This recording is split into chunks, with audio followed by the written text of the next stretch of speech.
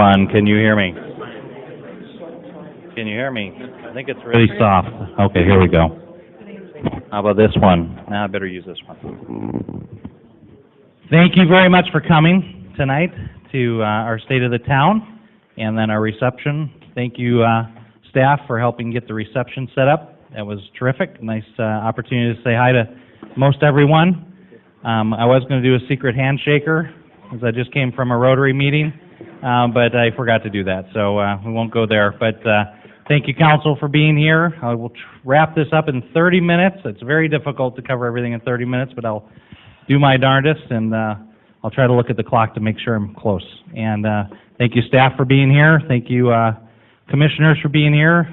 I'm not sure if we got any former council members, former mayors, but welcome, and thank you for being here as well. Thank you to many volunteers that are here. Almost got all our seats filled up. It's nice to see. I'll get into the state of the town right away. Here's what we're going to go over tonight. I'll give the mandatory, it seems, financial breakdown of what's happening in our community, and we'll get on to some successes, highlights, challenges, and opportunities, and then what we're going to be doing moving forward. And of course, this is from my perspective as the mayor. This is the mayor's State of the Town address. First of all, let's start off with something positive. Why are all these red shirts here? Because it's Friday tomorrow, and these people are just getting a jump start on their Red Shirt Friday. So stand up, Red Shirt Friday, folks, here in the audience today. Nice to see you guys.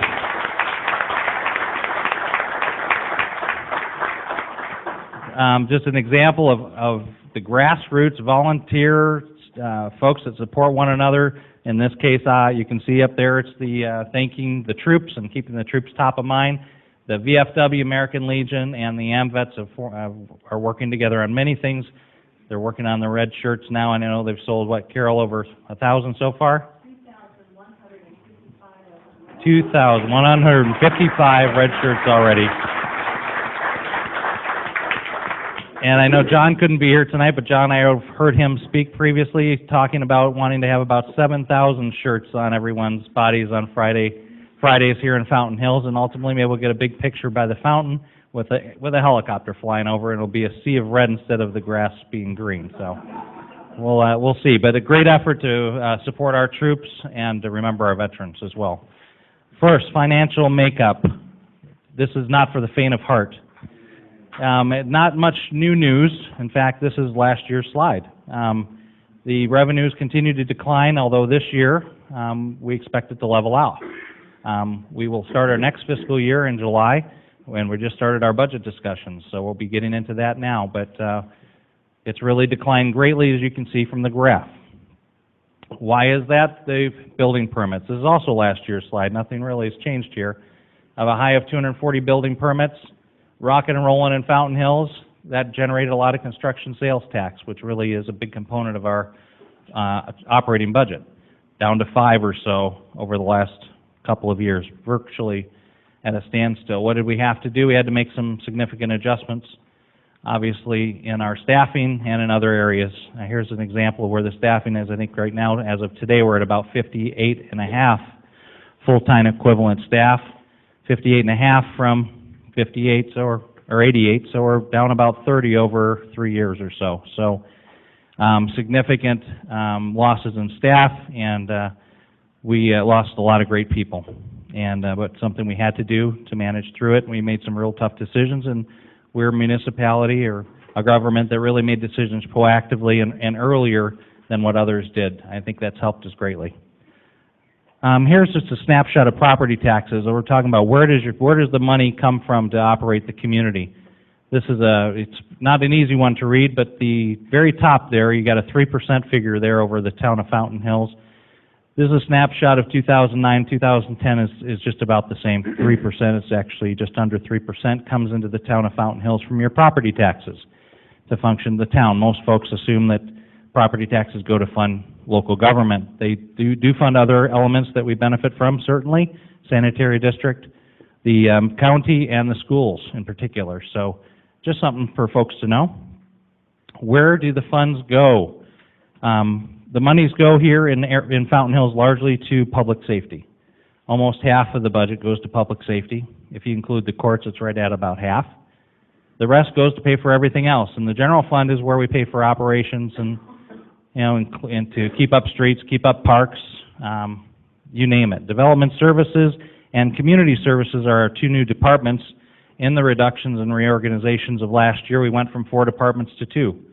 And that's what this reflects. Where do the dollars go? The smallest part there, the 5%, is for council and court costs. The 11% is for development services, 17% for administration, 21% for community services. And as I mentioned, the other half is public safety. Here is where the revenues come from. You can see the largest piece there is local sales tax. As I mentioned with construction tax, construction being slow, that really affects greatly the budget here in Fountain Hills. So do retail activities that drive sales tax. So if you stop spending money here in Fountain Hills, we have to start spending less money here in Fountain Hills as well, which we've already gone from roughly an $18 million budget down to about a $12.5 million budget over the last 3 years. So that's where the sales tax dollars come from primarily, or 52% from local sales tax, 19% from state income tax, and 14% from the state sales tax. And the other 8% are from fees and licenses, and then the vehicle license tax is the smallest portion there. Let me just go back. The pieces in red are the most volatile pieces, and they've been the largest pieces that have been affected by the economy and this recession we've been in. The 14 and the 19% illustrate the pieces that come from the state legislature as they pass through funds to the cities and towns in Arizona, and it makes up that much of our budget. So you can see the economy drives the budget here in Fountain Hills, and that's why it's been reduced by so much.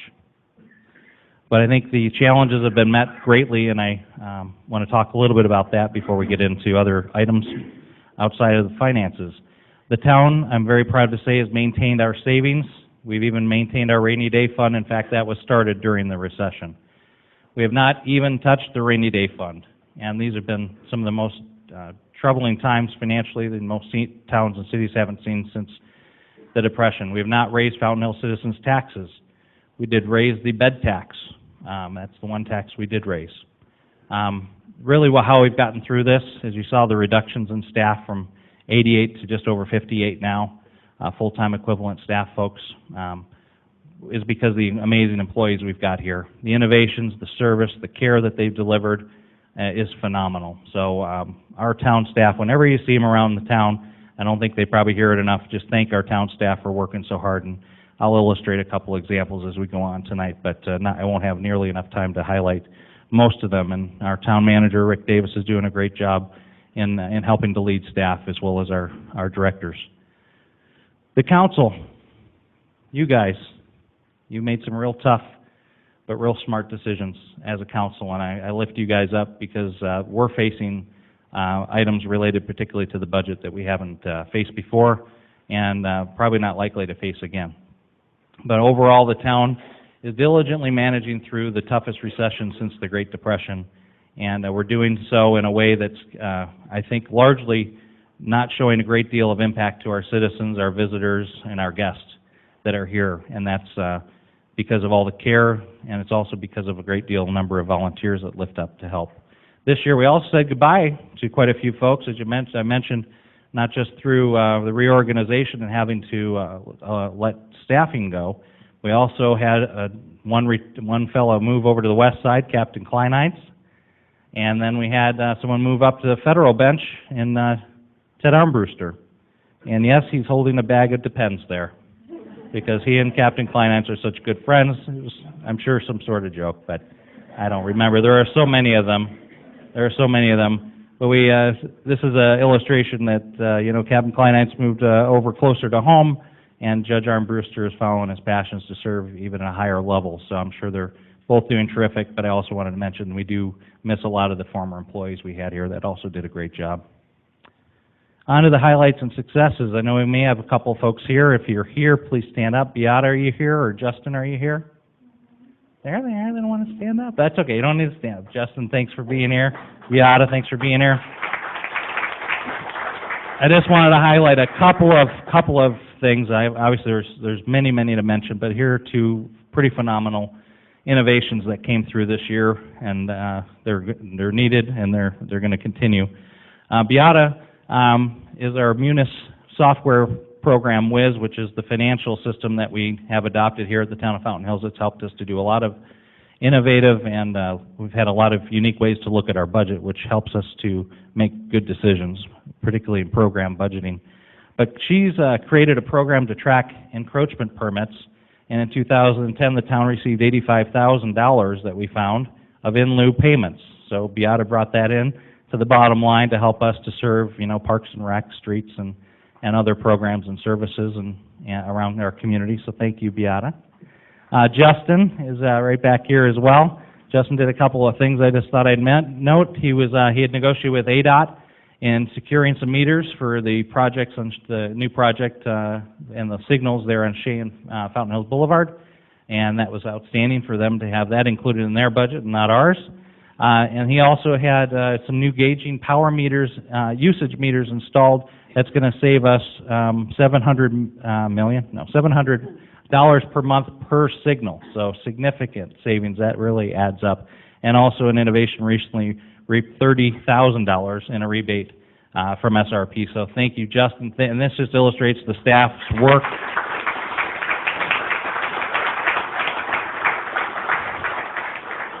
And these guys have a great morale going on despite the challenges that they face every single day. So thank you very much.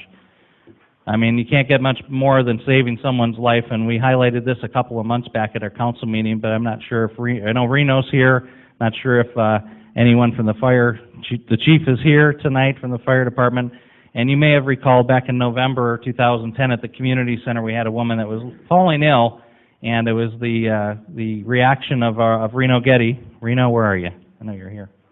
There you are, right here. Sorry, Reno, right in front of me. Reno Getty recognized that there was something wrong. This woman didn't want help, probably most of us, oh, I'm fine. He insisted on it, and then a call to 911 was made. The chief's team came over, Captain Brunin, firefighter Scott Prentice, EMT Bill Steinke, and paramedic Mike Dowie came and decided to hook her up to some machines. She was rushed to Scottsdale Healthcare, where because of the great equipment that these folks have, she didn't go to ER. She went right to the cath lab, where she subsequently had a heart attack, and they had to revive her on the table. Had they not been there, had Reno not made the observation and the chief and his team taken the right steps, we'd have one less resident in Fountain Hills. So that's a great thing. We're not getting through this without great partnerships. Here's just a sampling of our partnerships we get through. Things, we share resources, we share ideas, we share staff now with some of these folks. So they do pay for it, by the way. We don't just give our staff away, but they help us to supplement cost of employees when they need services so that they don't have to hire some services. That was through the sanitary district just put together an MOU for us to work with them on GIS matters. So that was a terrific way to do things. But partnerships are very important. I had to repeat this from last year because it's a fun picture.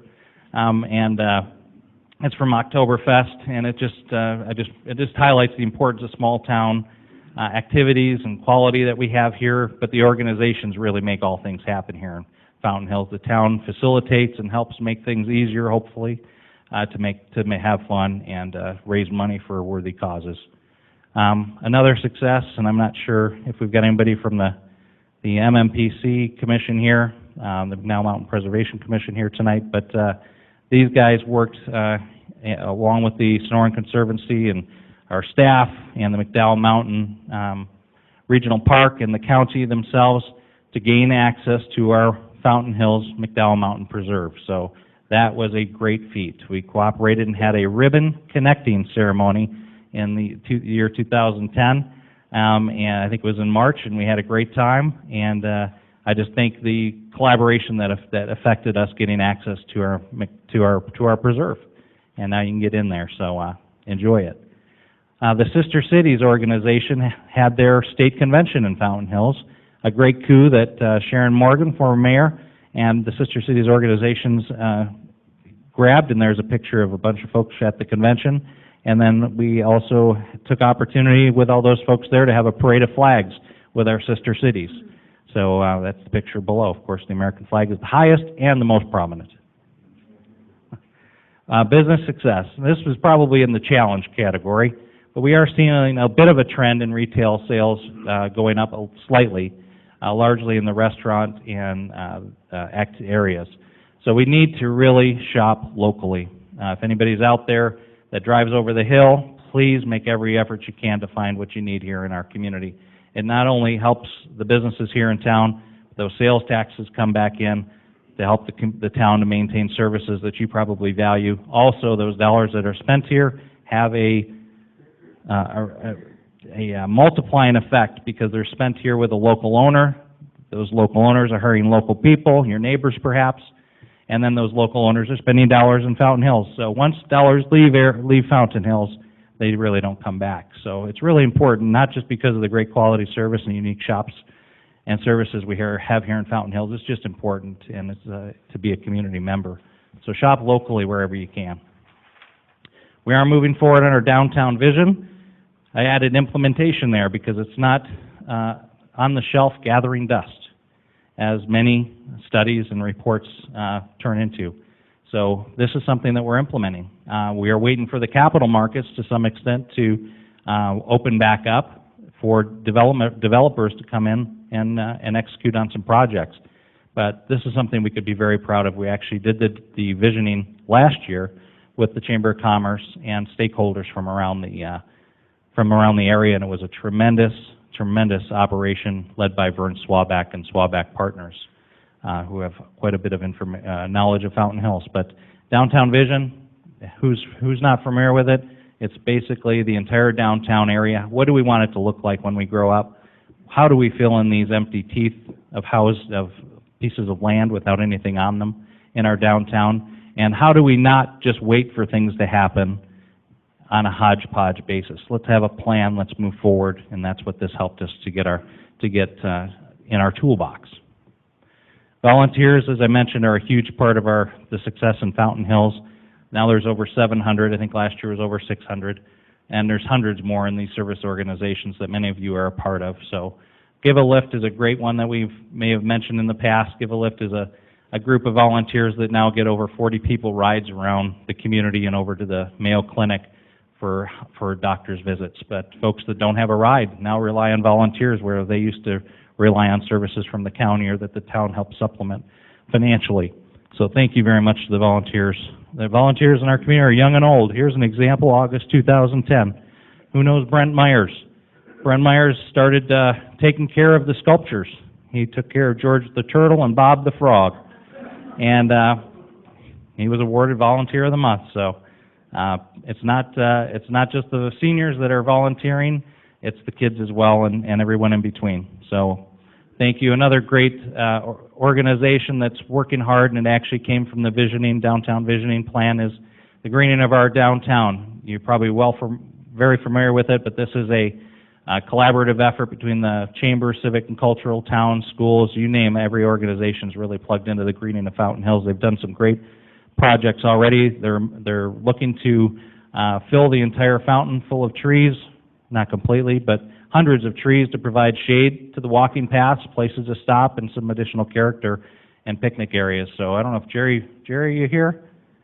Jerry, I know you're going to speak to us later on, but thank you very much for being project lead and working so hard on this as a volunteer. So appreciate everyone that's working on it and raising funds as a charitable organization. So this is just an example of a ribbon cutting that we had more recently, and then if you're down by Plaza Fountain side, just behind Euro Pizza, you'll see a couple of columns there where the folks that have donated a significant amount of money have their names there, and it's very nice looking. They also help with the garden that demonstrates the desert landscaping by the playground.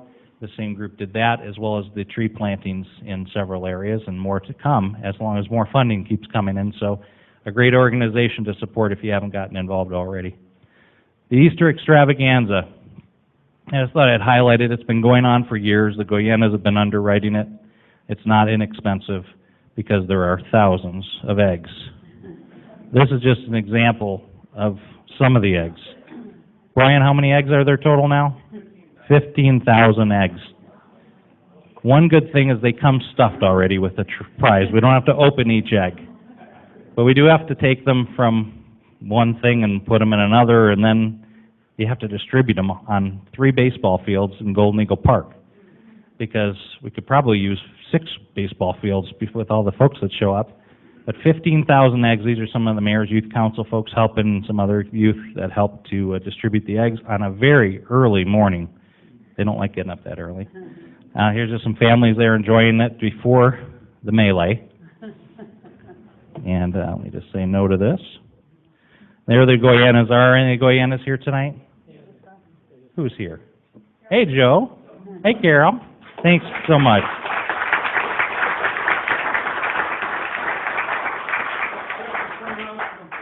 Yes, Joe. Find it 2 years in a row. Take a wild guess as to how long it takes to pick up those eggs on 3 baseball fields. Make it a short time. 2 minutes. A minute and a half. Well, I called it the fastest 75 seconds on turf. But in case you haven't seen it, I thought I'd show you just a little video. This is somewhat graphic. No one was harmed.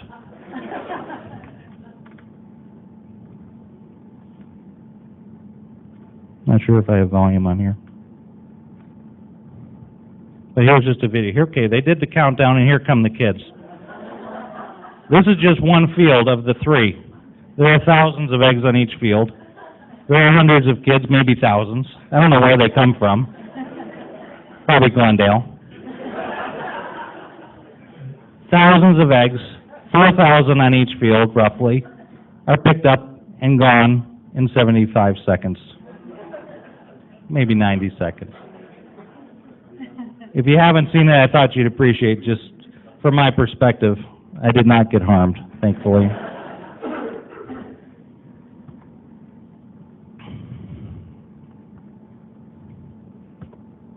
Thank you, Goyanas. No to that. Moving forward. Oh, let me just mention a couple other things. We're approaching the Arizona Centennial, 100 years. We just turned 99 on Valentine's Day, and next Valentine's Day we'll turn 100. We've got a great committee led by some of the council members, some of the staff and public that are working to have 100 events here in Fountain Hills, mostly events that are already existing that we're going to brand under the Centennial, but some new ones as well. Also a circle, the circle between the library and the community center is being planned for a Centennial Circle, and it'll illustrate the first 100 years and what makes Arizona significant, as well as have a nice logo there. And there's great efforts, volunteers primarily working on that, and also a collaboration of town monies and other organizations' monies, which is thankful. Public art, we're looking at having 100 pieces of public art. I say we as the collective Fountain Hills community, because the town of Fountain Hills, the government, doesn't pay for public art. There's a couple pieces here at Town Hall where we did pay for it, but of the 90-plus pieces now, I think we paid for 3.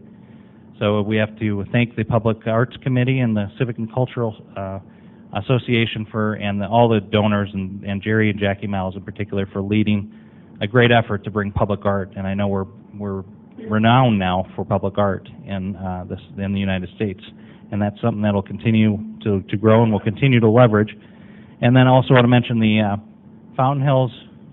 Is Carol Grow here? Carol, you're here. I'm gonna butcher up the name of your organization, the Fountain Hills Coalition Against Youth Substance Abuse Prevention. Not against substance abuse prevention, but substance abuse youth prevention of substances within our youth. A great organization that just has really engaged the community and has done a lot of great things to bring awareness and facts to parents to be aware of the dangers, and to also educate our young ones about the dangers as well, particularly at a young age. They've just recently had an essay contest. They had their awards. I was fortunate enough to be able to be a judge at those. Speaking of judges, we have our new judge here. Judge Eisenberg, it's a pleasure to have you here. Thank you for joining our team, and we look forward to seeing your family this summer. Very good.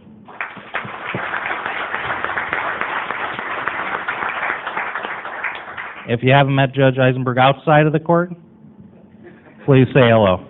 I don't encourage you to see him inside the court. He's a great guy and has a great community spirit as well. But the Fountain Hills Coalition, 260 essays have come in, and we reviewed them, and it was hard to pick, but we picked the top 3 and the top 15, I think it was, and just a great effort. So just another organization that's out there doing great things for our community. Moving forward, just a bit of a vision that I have for Fountain Hills. Probably lines up with yours as well. But Fountain Hills is, going on into 10 years, maybe from now till 10 years, we're going to continue to be known as a safe, fun, invigorating community. We're a nurturing and beautiful community, and that's much of what we already are today. There's just going to be even more of it.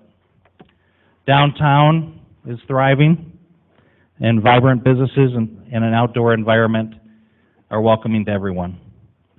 There is a waiting list to rent space on the Avenue of the Fountains.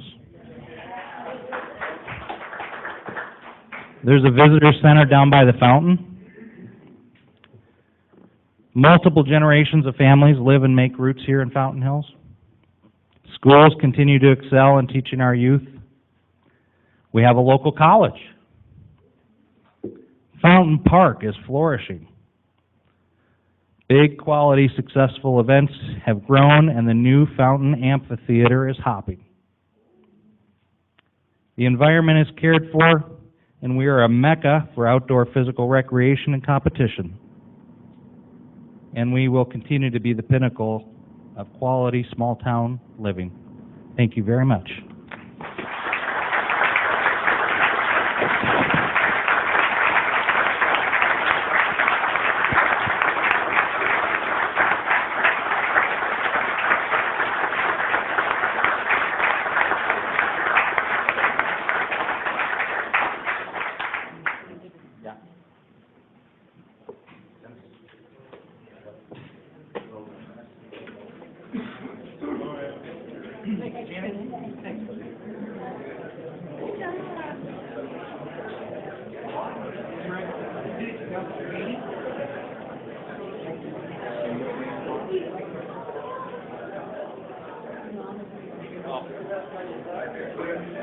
All right, everyone, we will have a council meeting in about 3 minutes. We're going to turn around the podium, and if everybody does not wish to stay for what may be a little bit lengthier than what we were expecting council meeting, you're free to go, but we welcome you to stay.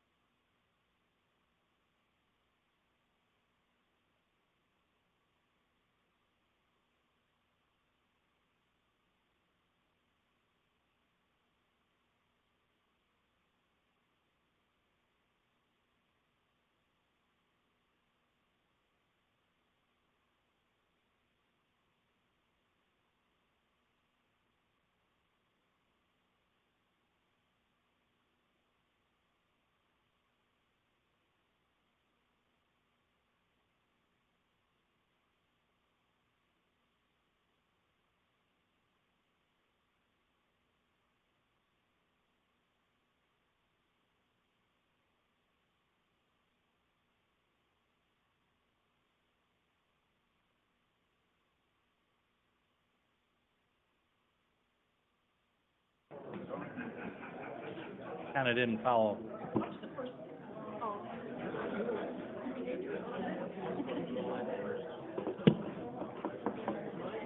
Why? Oh, really? You want this? Now, I did it out of order. I thought maybe you did the call to order already. A good start. All right, you ready? Let's go. Got one more. All right, we'll get started here.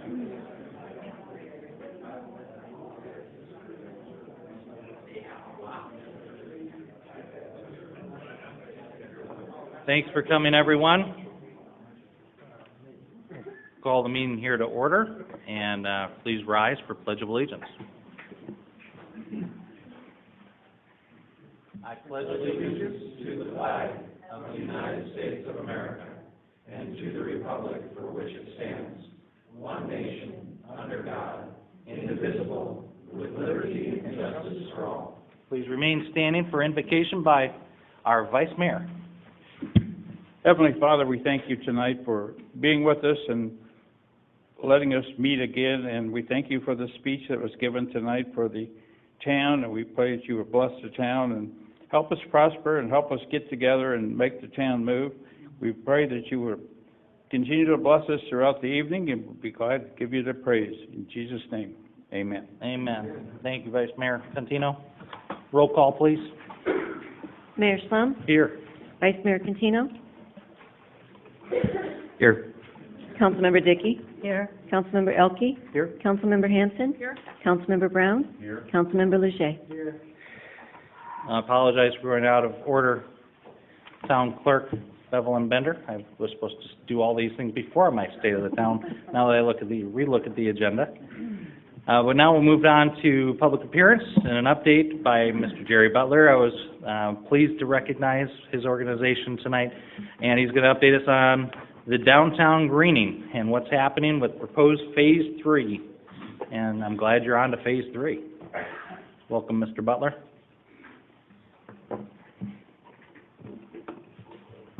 Thank you very much. I'm proud to be back for a third time to the commission and explaining what's going on with greening of downtown. For those that don't recognize it, the greening of downtown is one of those vision plan components that the mayor spoke of in his earlier remarks. So this is quite evident that the vision plan is not sitting on the shelf gathering dust. In fact, it is growing green in Fountain Park. So with that, what we'd like to do is to begin with a little review as to where we've been. And this slide indicates in the circles the two previous phases. Phase 1 was at the north end of the park in the spring of last year, and we planted 40 trees. This past fall, Phase 2 was at the south end of the park near the Veterans Memorial, in which we planted 18 trees, added 2 gardens, and did some landscaping on the island closest to the Veterans Memorial. Phase 3, this map is to show you approximately where they are. It'll happen this spring, 36 trees in 2 different locations, and there will be another island cleanup, this one closer to the performance pad. A little bit more detail about the tree planting areas. Shown on this slide, the top area is what I will refer to as the northeast area of the park. There will be 12 trees planted along the walkway, of which there will be 5 the Polybrea and 7 Polyverde. Again, this is keeping with the with the master plan, of which as we go around the park, we will try to focus on different trees in different zones so that as you go around the park, you'll see something different rather than it being all a uniform of mixture of trees. In the southeast area, there will be 24 trees. The different varieties are also shown on this slide. A little bit more of the detail for the southeast area. This will include adding the trees along the walkway and will include 5 benches in this area. It's approximately 450 feet long, and there will be 15 trees at the 36-inch box size, 9 at the 24-inch box.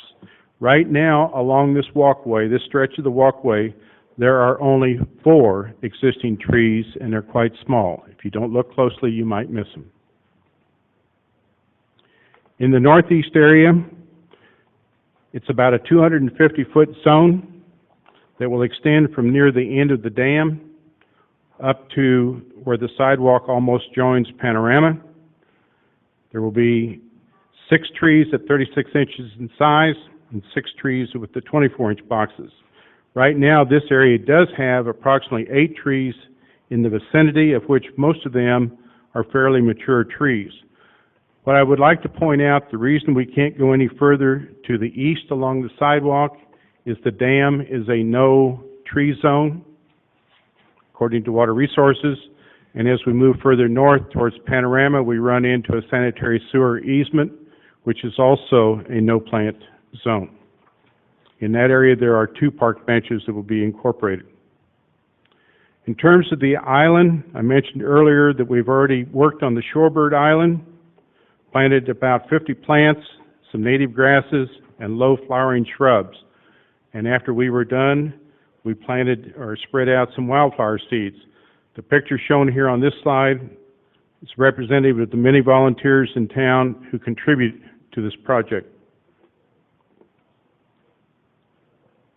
It was the plan next to do the Great Blue Heron Island near the amphitheater.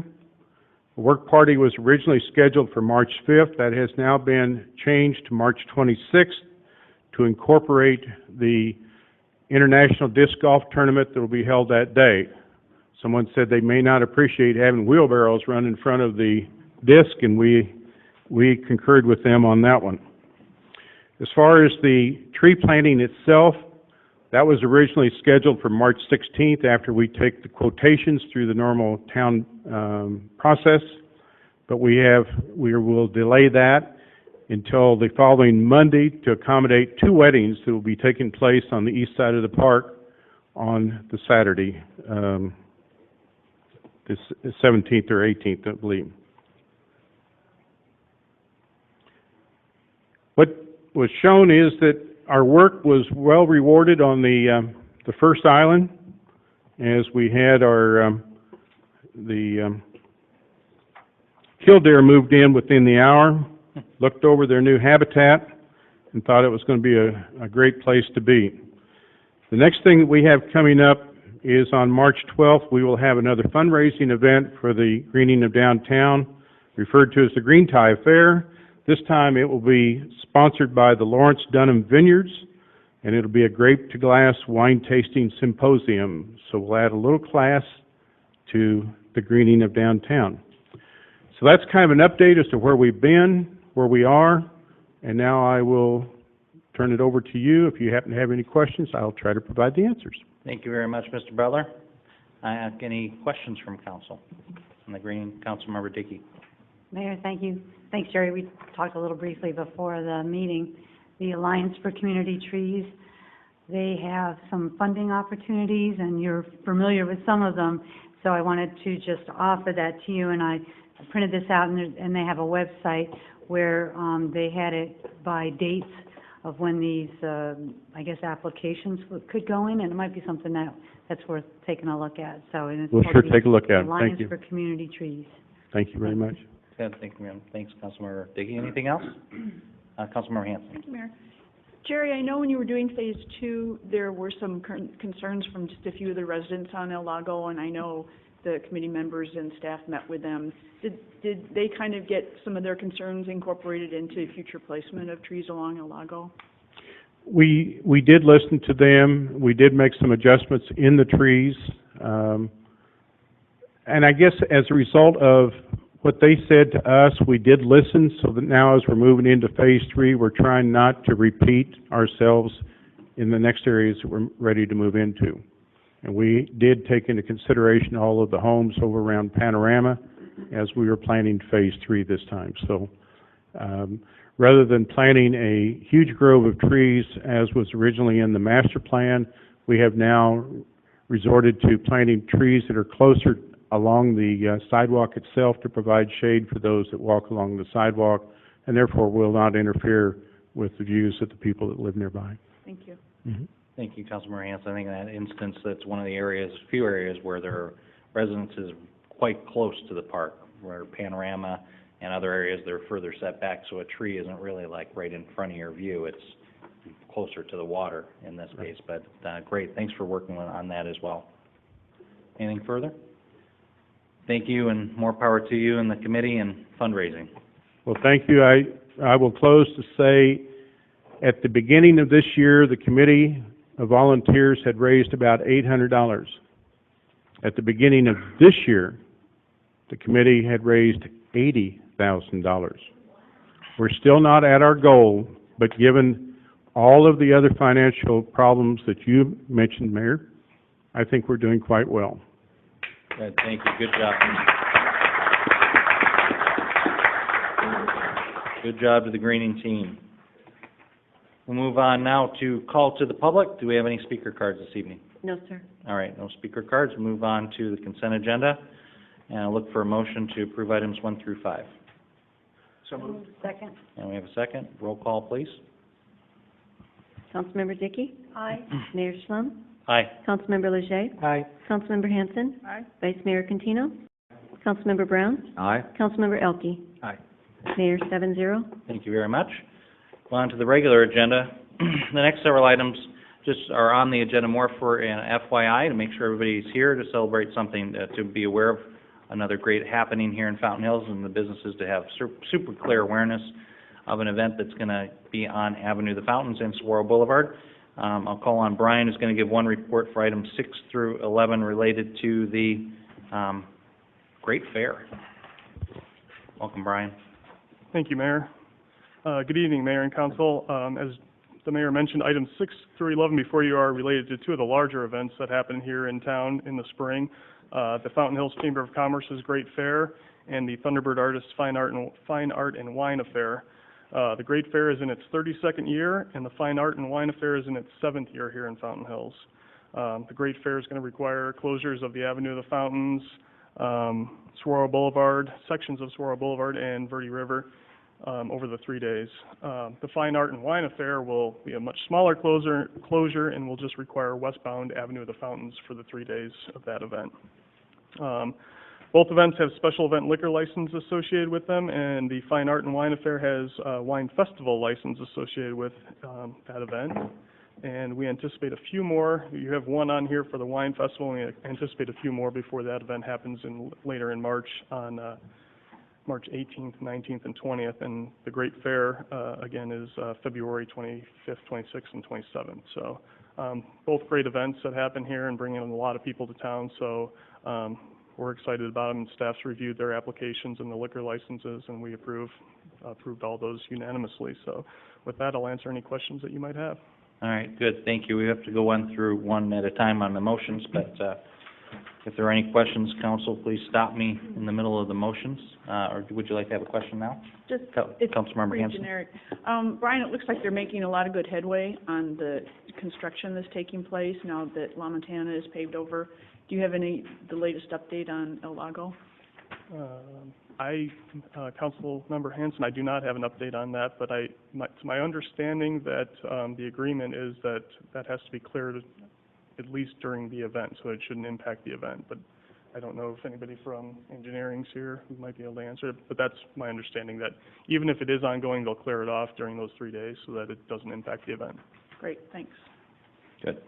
All right, so item number 6, let me get the proper motions here.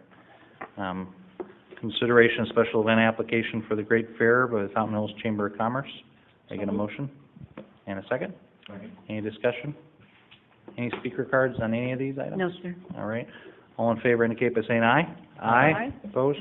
Mayor 7-0. Thank you. Item 7, consideration special event liquor license application submitted by the American Legion, Unit 58, for the purpose of fundraisers at the Great Fair. I get a motion? So moved? Second. No speaker cards on this.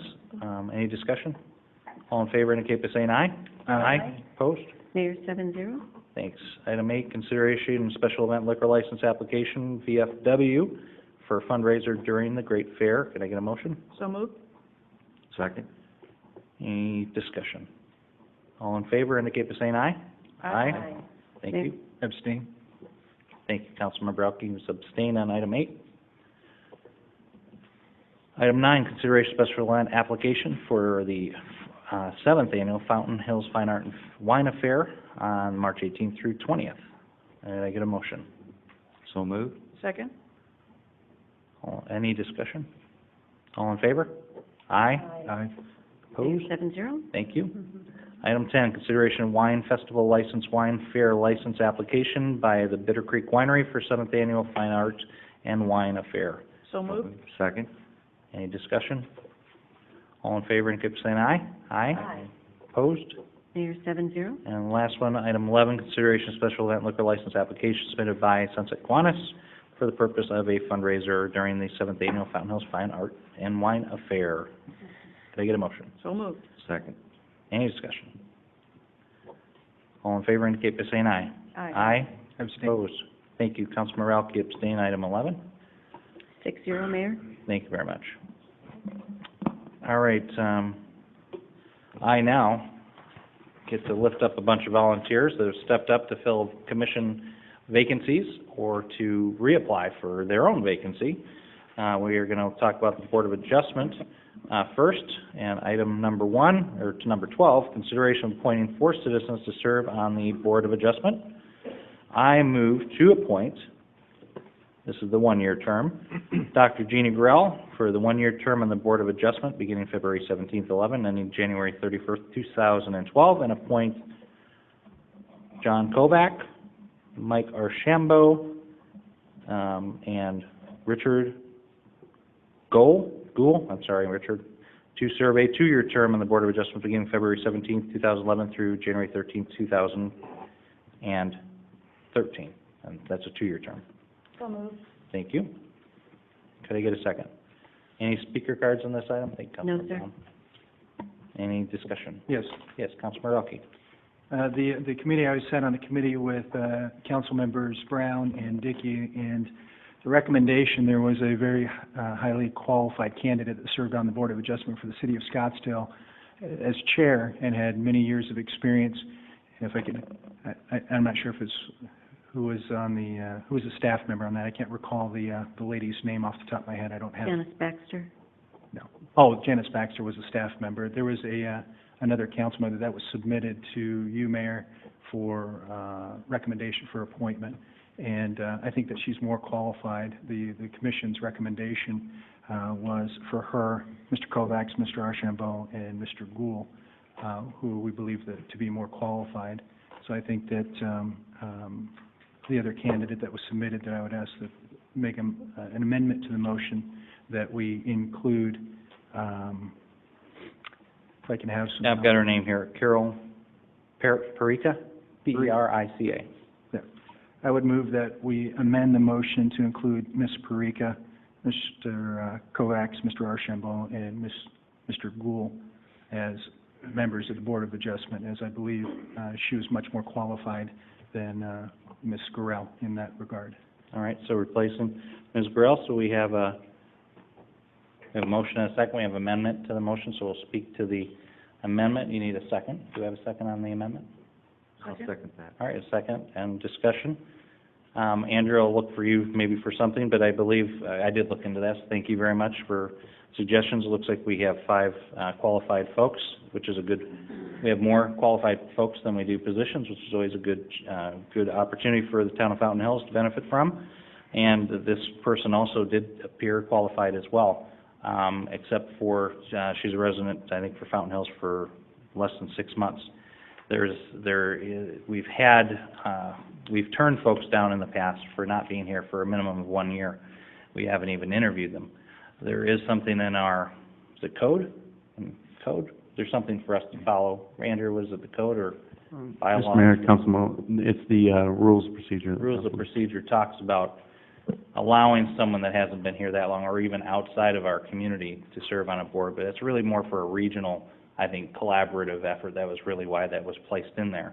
I appreciate that she's more qualified, but it really doesn't follow what we've been going along, and certainly, if she's a member of Fountain Hills and she's available in another year, she sounds like a great applicant for us to consider the next time this comes up. So that's why I went with the folks that I followed through with. Yes, Councilman Elke.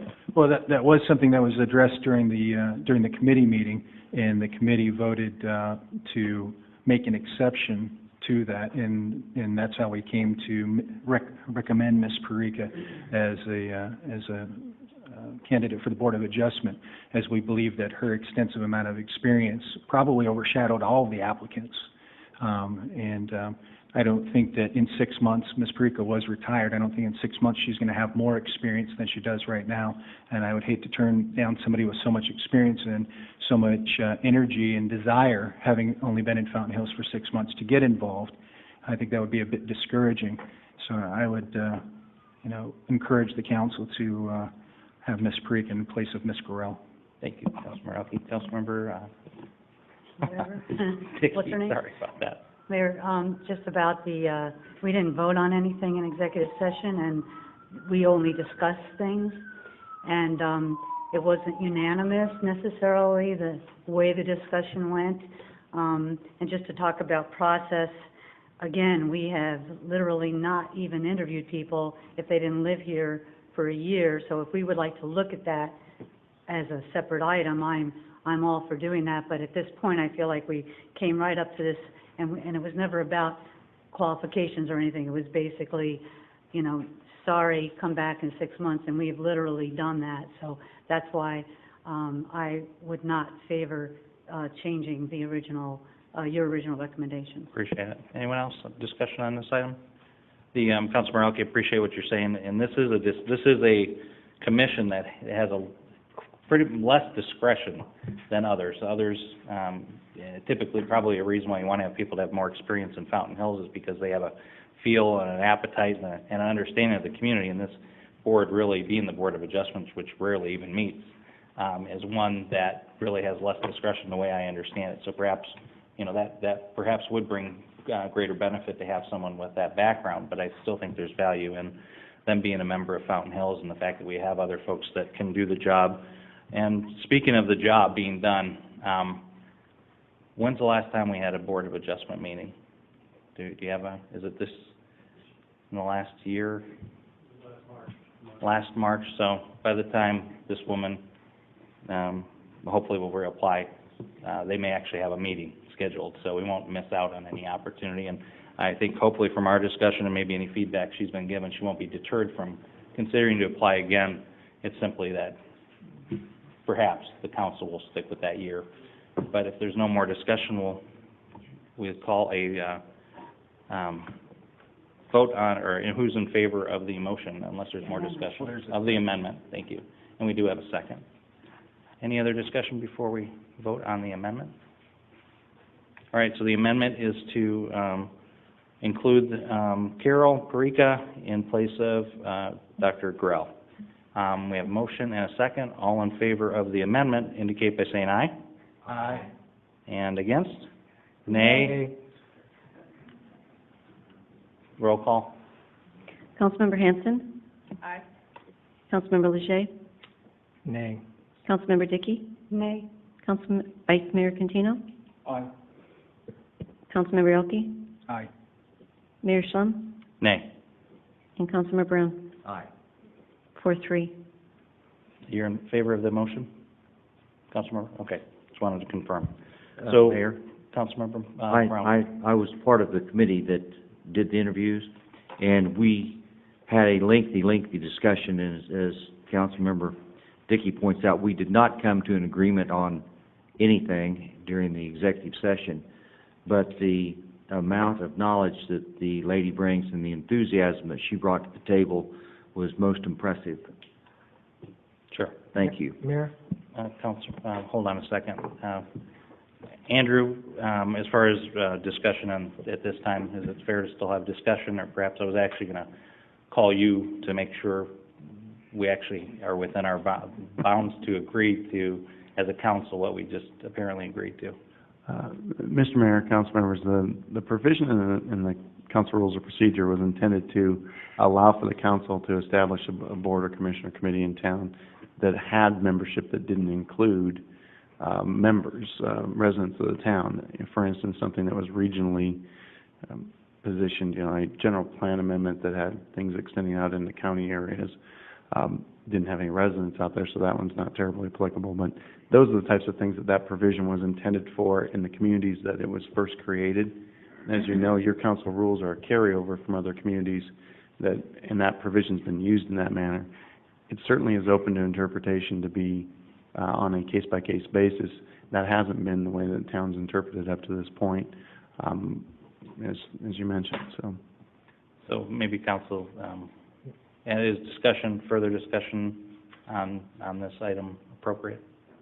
Well, the item's been voted upon, so. Okay. Appreciate it. But the main motion hasn't been voted. Main motion hasn't been voted. Right, So I guess the amendment, but the main motion certainly can be. So the amendment, just to be clear, amendment passes, so this puts Ms. Parika on and Ms. Gurel off, so remaining Kovac, Archambault, and Goal. Yeah. Councilmember Leger. I clearly understand the vote and I respect the vote, but just for the record, I just don't see how we can not follow our own rules of procedure. I don't see how we can vote on something and not follow our own rules of procedure. I can't tell you how many people came to the table that we basically said, you know, you haven't been a resident long enough, you don't meet the criteria, please come back, and that's the case. In terms of experience, we had a young lady that probably has more experience in strategic planning than most people on the planet, and we asked her to come back a year later, which she did. She was chosen for that particular commission and has served. So I'm really beside myself that we can just ignore a rule of procedure and vote on an amendment like this. It would make sense to me that we first amend the rule of procedure, which I would not be opposed to, and then act on appointing this individual. So that's simply for the record. And I'm just wondering how many other policies we can ignore as we move forward. Thank you, Mayor. Councilmember Dickey.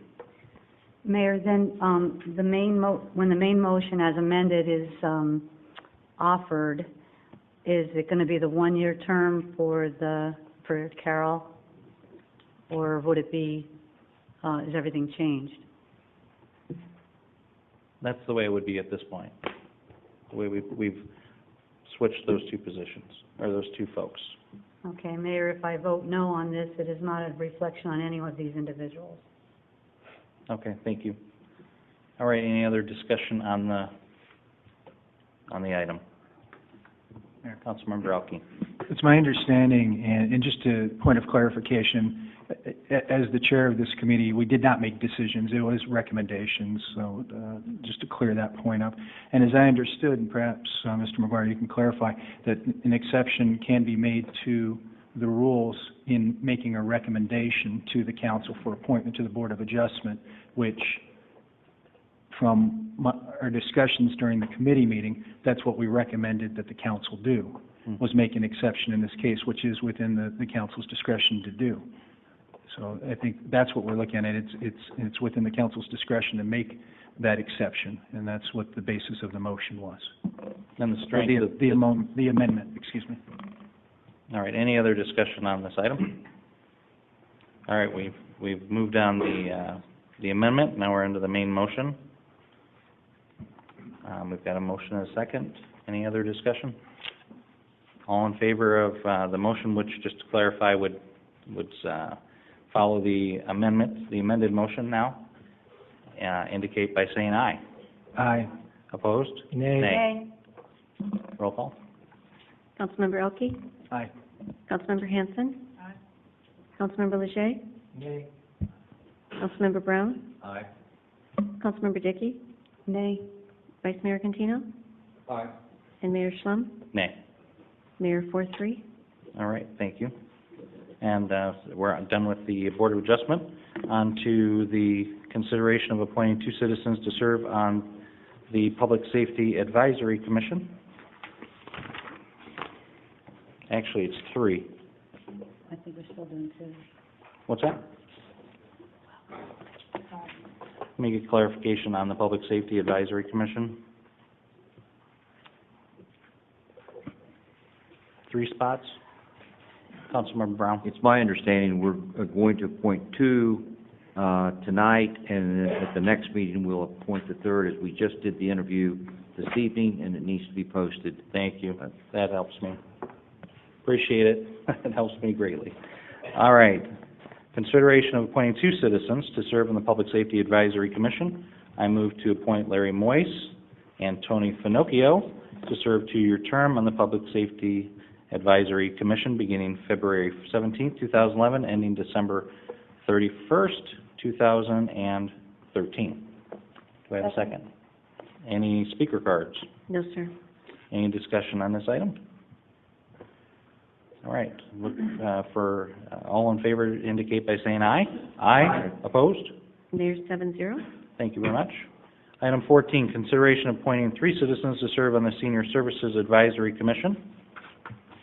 Hey, those line up, the 3 here. Thank you again to all those that applied as well.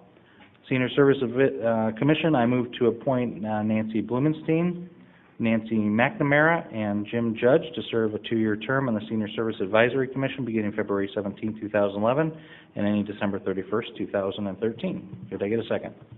Second. Any speaker cards? No, sir. Any discussion? All in favor indicate by saying aye. Aye. Opposed? Mayor 7-0. Thank you very much. Item number, where are we at? 15. Thank you very much. 15, consideration of appointing 2 citizens to serve on the Community Center Advisory Commission. I move to appoint Jerry Gorell and Alice Brovan to serve a 2-year term on the Community Center Advisory Commission beginning February 17, 2011, and ending December 31st, 2013. Can I get a second? Second. Any speaker cards? No, sir. Any discussion? All in favor indicate by saying aye. Aye. Opposed? Mayor 7-0. Thank you.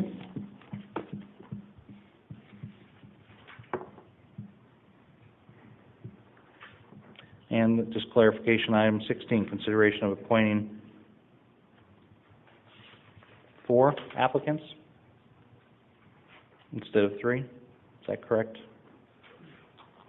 Council members on the committee? And 1 youth commissioner. Oh, that's what it is. That's on my next item. No, it's not. Are we okay moving forward on this? Good. Council, consideration of appointing 3 citizens and 1 youth commissioner to serve on the Parks and Recreation Commission. I move to appoint Sharon Dennis, Don Doty, Danny Tancredi to serve a 2-year term on the Parks and Recreation Commission beginning February 17, 2011, and ending on December 31st, 2012? I may have to clarify the other agenda items. I think I said 13 on a couple of these other items, thinking it's 2-year term, but it's actually a little less than a 2-year term, and all terms that we talked about end on the 2012. Mr. Mayor, some of the terms, and Bev will have to confirm one way or the other, some of these terms have been vacant for a while. The seats have been vacant for a while, so the terms have been running during that period of time.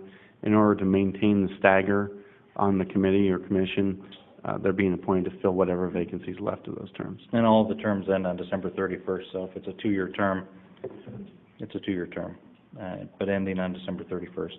And I look to appoint Amy Sanders to serve as a youth commissioner for a 1-year term on the Parks and Recreation Commission beginning February 17th, 2011, and ending December 31st, 2011. Second. Thank you very much. Any speaker cards? No, sir. Any discussion? All in favor indicate by saying aye. Aye. Opposed? Mayor 7-0. Thank you. Item 17, consideration of appointing 4 citizens to serve in the McDowell Mountain Preservation Commission. I move to appoint Steve Fleming, Thomas Barbaric, Gerald Biscaglia, Klaus Shadell. Can I get a second? Second. These terms are also 3-year terms, ending on December 31st, 2013. Any speaker cards in this item? No, sir. And any discussion? All in favor indicate by saying aye. Aye. Opposed? Mayor, 7-0. Thank you very much to everybody that applied, and those that are continuing service, and those new folks to serve on our commissions. Thanks for being our eyes and ears of the council, and wish you great luck, and thank you to the committees for doing the interview work. Thank you very much to staff for supporting it. So it's a highlight to be able to put commissioners onto a commission to do good work. So thank you very much. Next item, we're going to hear a staff report on items 18, 19, and 20 together. First item is consideration of resolution 2011-01, declaring a public record that certain document filed with the town clerk and entitled Town of Fountain Hills Planned Area Development, PAD, District Regulations, and the subsequent items I'll read when we go to them for a motion. Bob, welcome. How are you? Thank you, Mayor, members of the council. This proposed text amendment will create a new zoning ordinance chapter entitled Chapter 23, Planned Area Development, PAD District. The amendment will also create a new PAD zoning district. Planned Area Development, or PAD zoning district, will be different from other zoning districts. The PAD district will be a freestanding zone, has its own regulations similar to other zoning districts, but a PAD can be approved by the town council to go anywhere in town if it meets the guidelines and development standards of the general plan. All zoning districts allow a certain density of development based on the general plan's land use designations. The PAD district is no different. Like other zoning districts, density control, permitted land uses, and allowed densities in a PAD are based on the general plan's land use designations. The PAD district will have an approval process in which a rezoning and a development plan are considered simultaneously. The development plan will be reviewed and recommended for approval using a review process that includes at least one pre-application meeting, numerous staff meetings, the submittal of a project narrative, and the submittal of a phasing plan whenever appropriate. Following a hearing and a recommendation by the Planning and Zoning Commission, the complete proposal, rezoning, development plan, any special conditions, etc., will be forwarded to the town council for a hearing and final decision. This is the same process currently followed for town council approval of rezonings. However, in addition to the amended zoning map, a PAD request will also be accompanied by a specific plan of development and specific stipulations that effectively become the zoning requirements of that new zoning district if the town council approves it. The PAD district will simplify the review process of site plan, architectural, landscaping, and other design criteria related to a project's approval, which are currently located in numerous sections throughout the zoning ordinance, by consolidating all those requirements and guidelines into one comprehensive, site-specific, and actually project-specific package. PAD approval is entirely discretionary for the town and is not by right. The additional approval criteria for a PAD are more substantial than current underlying zoning district criteria or even the PUD criteria, due to the higher design standards that may be required and the flexibility of design that will be allowed. What benefits will this ordinance have for the town? As the town nears build-out, we're facing more challenges on vacant lots, as well as the probability of redevelopment in some areas, especially some of the commercial areas. The PAD ordinance will allow the town to design developments that provide for maximum benefit and provide the best product to the town's citizens. Projects will not be solely designed by developers. The PAD will help when dealing with problems of topography or strange lot dimensions by providing for some flexibility in those designs. The PAD will allow for better, more site-sensitive designs that will create a more strict architectural review process. The ordinance requires that 15% of any PAD be dedicated open space. Standard zoning works in most situations, but standard zoning has strict land use separation and dimensional requirements that may not allow us to get where we want to go. The PAD will allow that flexibility while maintaining the same density. Remember that a zoning ordinance is a tool that we, the town, use to guide development towards the land use goals that are outlined in the general plan. The PAD chapter will be one chapter in that ordinance, and it becomes another method, one of many, at the town's disposal that we can use while moving forward in the general plan's land use goals.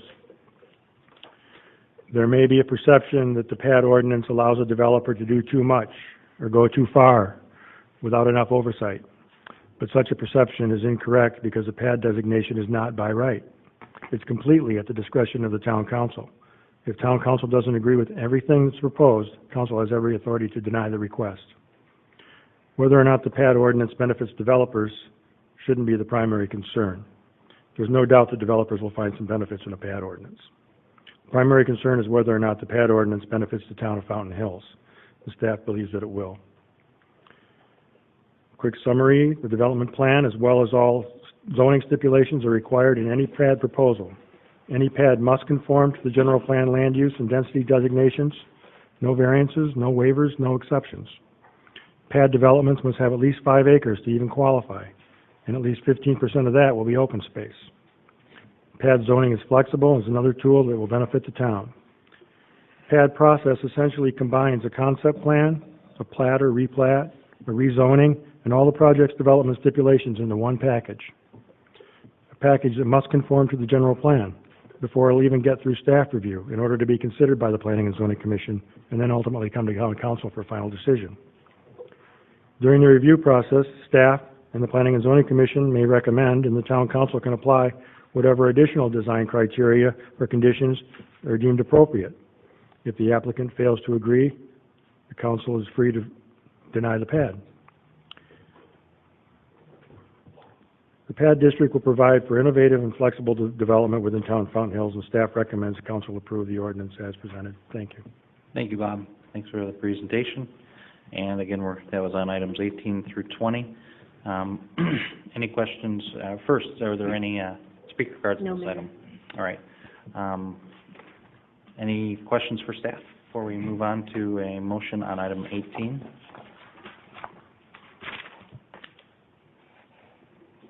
Bob, I'll ask a question first. Bob, thank you for, again, the presentation. So, is it on residential over 5 acres and commercial over 5 acres, or is the residential piece that needs to be 5 acres?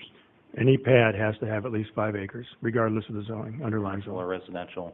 And you said that obviously it's not by right, so it's not by turning down a pad that might come forward. It doesn't get you sideways with a property owner. Correct. Okay. And we had talked about this previously, a pad, and how has this been modified, or have you explained it differently where you're hoping to get approval from council, or obviously you respect the staff's and support, and the Planning and Zoning voted 5-1 in support of it, and I think 7-0 previously. Can you talk to that? The difference in this pad proposal is not that significant. The previous one, if you recall, we brought it forward as more of a commercial pad proposal. We were looking at primarily for use in the downtown area and other commercial districts. This actually hasn't, by allowing a 5-acre parcel, and holding it to a 5-acre parcel, we're actually including residential areas as well, if they were able to do that. I've done a quick map to show the potentially available vacant lots right now that are 5 acres or more, developable as a pad.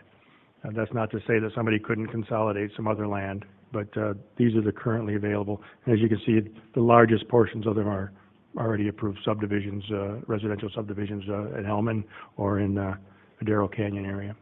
And you mentioned the other thing that probably is most sensitive to residents here is that it doesn't change the density. Correct. It gives flexibility on where you put things. Correct. It has to actually meet the density requirements or the density allowances within the general plan. If you look at the general plan land use designations, residential has so many dwelling units per acre. Commercial has such a density. Those densities cannot be gone beyond. As well as if it's a commercial zoning property, you have to have a commercial pad. You can't put a residential. If it wasn't already an approved use under the general plan land use categories, it couldn't go in there under a pad either. Okay. Council, any other questions on this item? Not sure who was first. Councilmember, okay. Come on now. Councilmember Leger. Before we make a motion and get into voting, I just want to clarify my position on this while I have an opportunity. As you mentioned, Mayor, in the past, on May 7, 2009, we had a pretty extensive and colorful conversation on the pad. I think Mr. Rogers remembers that. As a matter of fact, there's 7 pages of notes here on a 7-0 vote to turn down a pad. I stated at that time that our zoning ordinance had served us well, and I believe that was true then, and I believe it's true today. I previously opposed the PAD. My concerns primarily were infill lots in established residential neighborhoods, and Bob, you and I have discussed this, that a PAD could possibly allow some type of development that could adversely affect the character, compatibility, and integrity of a particular neighborhood. However, in reading the new ordinance, which had one slight revision that caught my attention in section 2306I, titled Size and Use Restrictions, it reads, PAD zoning shall not be approved for one single-family lot or for parcels of land less than 5 acres. So with this revision, and I want to explain that, that addresses the concern I had at that time, which frankly was a concern of a number of constituents that live next to rather large lots in established neighborhoods. So I just wanted to clarify my position, why I opposed it then, and why I may not oppose it this time. Thank you. Councilmember Hanson? Thank you. This is more of a clarification. We know a number of our neighborhoods in Fountain Hills were developed and are still developing under development agreements that generally tend to go away after 10 years. Will this give us a tool to allow people that purchase lots in that type of development the ability to develop their property the way they originally bought it? Will this help us going forward to let our neighborhoods develop the way they were intended? We would have to create a PAD district over that subdivision in order to do that, but I could see instances where we could do that, to say adopt the same regulations that were already in their existing development agreement. Thank you. Councilmember Dickey? Mayor, thank you. And kind of along those lines, an existing development agreement, though, will not be changed unless it expires. Correct. There wouldn't be any reason to adopt a PAD over an existing one, or one that was still active. Okay, thank you. Councilmember Leger? I do have another question. The new policy addresses amendments. In other words, a developer could go through the whole process, the whole approval process, and then come back to the table and make an amendment. What would be the process for moving through an amendment, approving or disapproving an amendment? I think the ordinance laid out two amendment processes, one for minors and one for majors. Okay. The minor amendment was more of an administrative thing, and I think the threshold was something like 10% of a change in one way or the other, density, something or other. But a major amendment would have to come back to council for approval. Okay, thank you. Councilmember Brown? Thank you, Mayor. And I have to say that the key to this is has to come back to council to be approved. And for the 15-plus years I've lived in Fountain Hills, I would put money on that the councils that have been seated would not do something silly to hurt anybody in this town.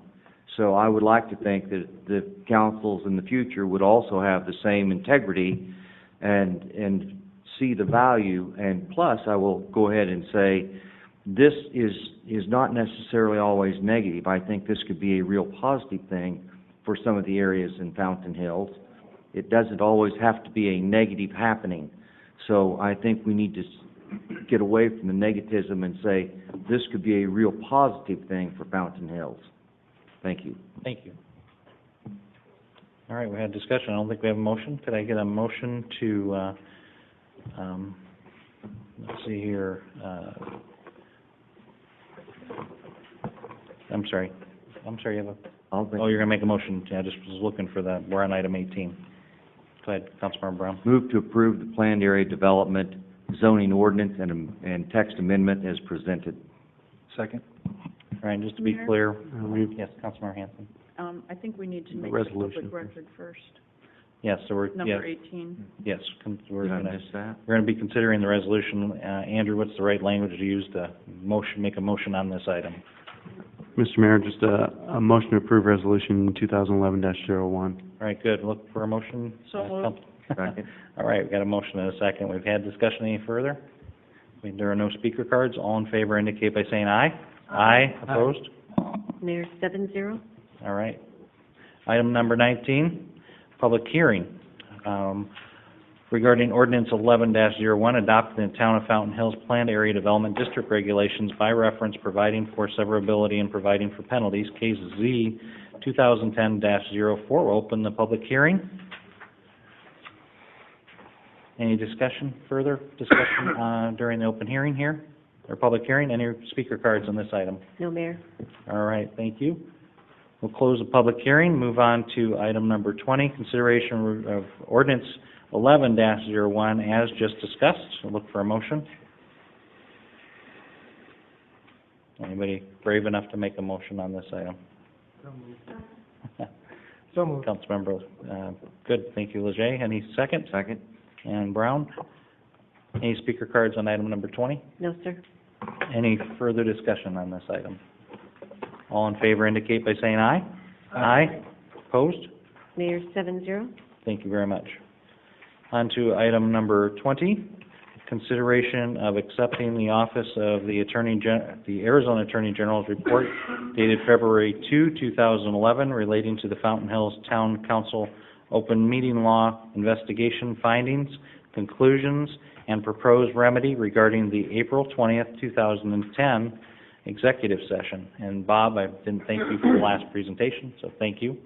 This item I'll call on Andrew. Thank you, Mr. Mayor. Members of the council, as you know, back in April, on April 20th of 2010, the town council held an executive session for the purpose of having legal advice with respect to the town council's role in the restructuring of the organization that Mr. Davis carried out. This was the massive reduction in force. Prior to that meeting, Mr. Davis spoke with me about the process for discussing this with council.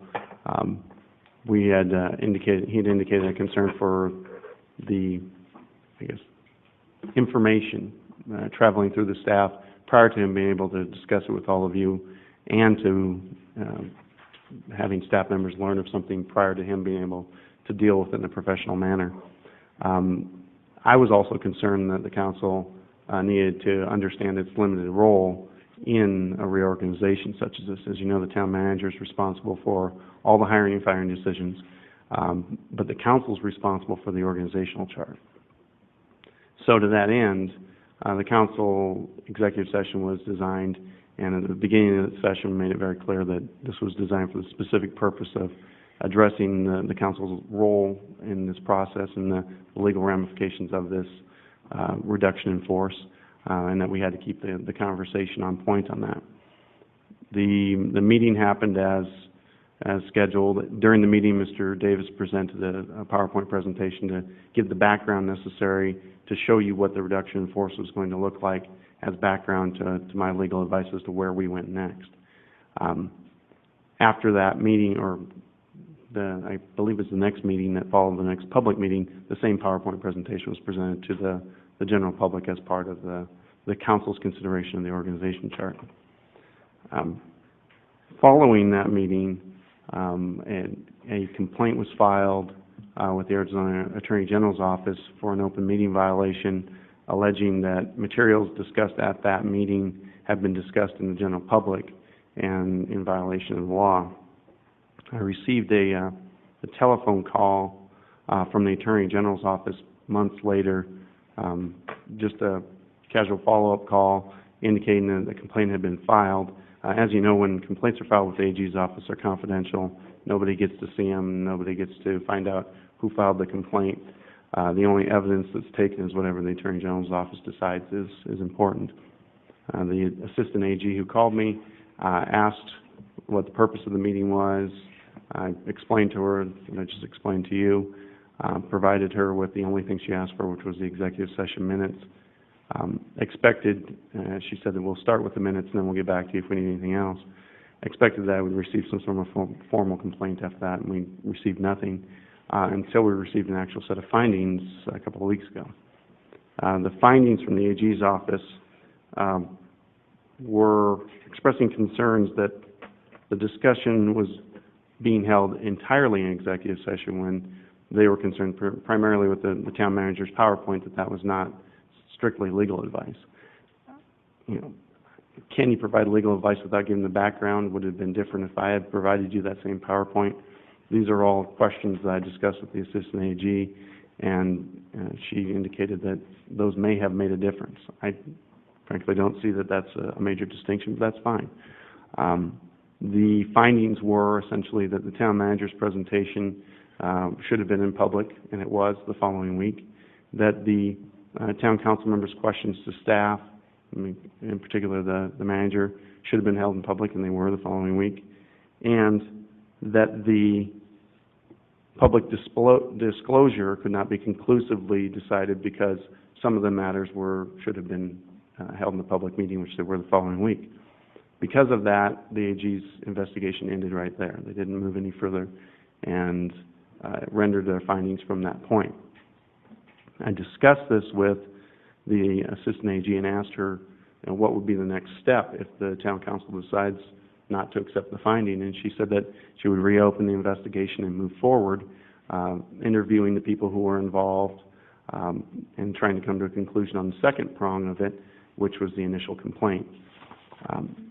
After that, she indicated, though, however, even if after all of that she came to the conclusion that there was a violation of discussions that should not have been spoken of in public, that the remedy would be exactly the same, that she would recommend an open meeting training specifically focused on executive sessions to happen within 6 months. Based upon that determination, it has been my recommendation that the town council accept the findings and move forward, knowing that the only thing that can result from a further investigation is probably the same thing. Be happy to answer any questions you have. Obviously, we still believe that the executive session minutes contain sufficient amounts of legal advice. Those are still not something we can discuss fully here. And, I mean, frankly, we disagree with the opinion of the AG, but it really doesn't matter that we disagree. I think that the Attorney General's office has taken a position that discussions with other former members of the omelet team they've indicated that, you know, it's a decision that could go either way. They understand why the town took the position they did, and that training is the lightest penalty they mete out, so they found it acceptable. I'd be happy to answer any questions you may have. Thank you, Andrew, for the presentation. Do we have any speaker cards in this item? Mayor, we just have one. The individual, Robert James, did not want to speak, but he wanted the council to know he was against item 21. Thank you. I'll look now for a motion to, how would our motion word? What's suggested that we accept the letter? Mayor, Councilmember Dickey? I move that the council accept the office of the AG's general report dated February 2nd, 2011. Thank you. Do we have a second? Second. All right, thank you. Discussion with council? Any questions or Councilmember? Mr. Mayor, really quickly, Andrew. that the second part of the motion, I will presume that there is direction to go forward and find a trainer that meets the criteria in the AG's letter if the motion passes. Okay. Councilmember Hanson? I have a little problem with accepting this. I may agree with what her findings were, but I have a problem saying I accept it when we were following the advice of our professionals to go into executive session.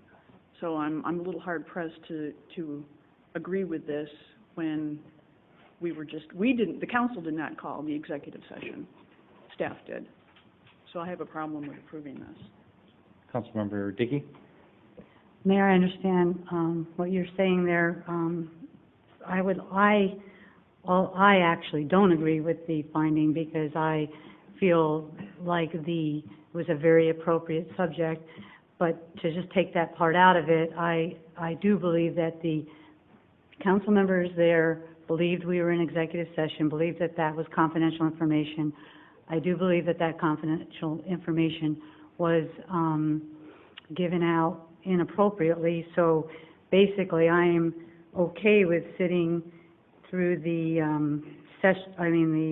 the training because the message will be the same. the message will reiterate this, how strongly we need to stay within the law. When we think we're at an executive session, I believe that we cannot discuss those items with people that either had no right to, had a right to be there or were there. I believe that was a breach, and so I can sit through the training, even though I disagree with the part that says that we shouldn't have been talking about personnel issues in that way in executive session. I still believe that was very appropriate, and I will, and I'm okay with sitting through the training, whether I feel I was personally did anything wrong or not. Thank you. Councilmember Hanson?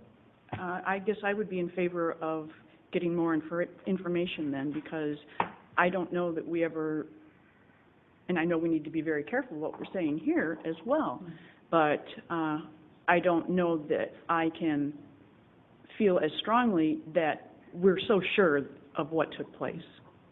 So I would have no problem with letting the investigation go forward and verifying what we don't know really happened. Boy, that's a real roundabout way to say it, but we're kind of stuck here. I think I understood you. I think that was, you said it well. Councilmember Elke? Well, I think it's important to recognize exactly what this complaint is. It's a complaint basically stating that there was discussions during an E-session that shouldn't have been held during an E-session. There's no particular findings by the Attorney General's office or this particular AG that any one of these council members up on the dais or the mayor breached any of the open or the executive session rules. So I certainly understand or have heard Council Member Dickey's statements, but there's been no findings that there was any type of a breach of any information that came out of the E-session. Anything more than that is just speculation. Andrew, one of the things that we can have happen if we do not accept this, then the AG has the option of doing a further investigation, correct? Mr. Mayor, Councilmember Elke, the Assistant AG that's in charge of this has indicated that if the town desires, she will be happy to reopen the investigation, conduct the interviews that she didn't conduct relating to the disclosure portion of it, and conclude after that point. Okay. And if Councilmember Dickey, if you believe that there was in fact a breach and that there was in fact a disclosure of E-session information, then I would think that a further investigation to essentially get to the bottom of it would be in everyone's best interest, because I have a real concern that the message that we're sending out to the residents of our town is that, you know, we're discussing things in E-session that we shouldn't be discussing, and we're somehow keeping something hidden from them. So I think without a full investigation of this, that, you know, we won't be able to set the residents' minds at ease and really say, look, this is what it is. We're not hiding anything. We're not trying to keep anything behind closed doors that shouldn't be behind closed doors.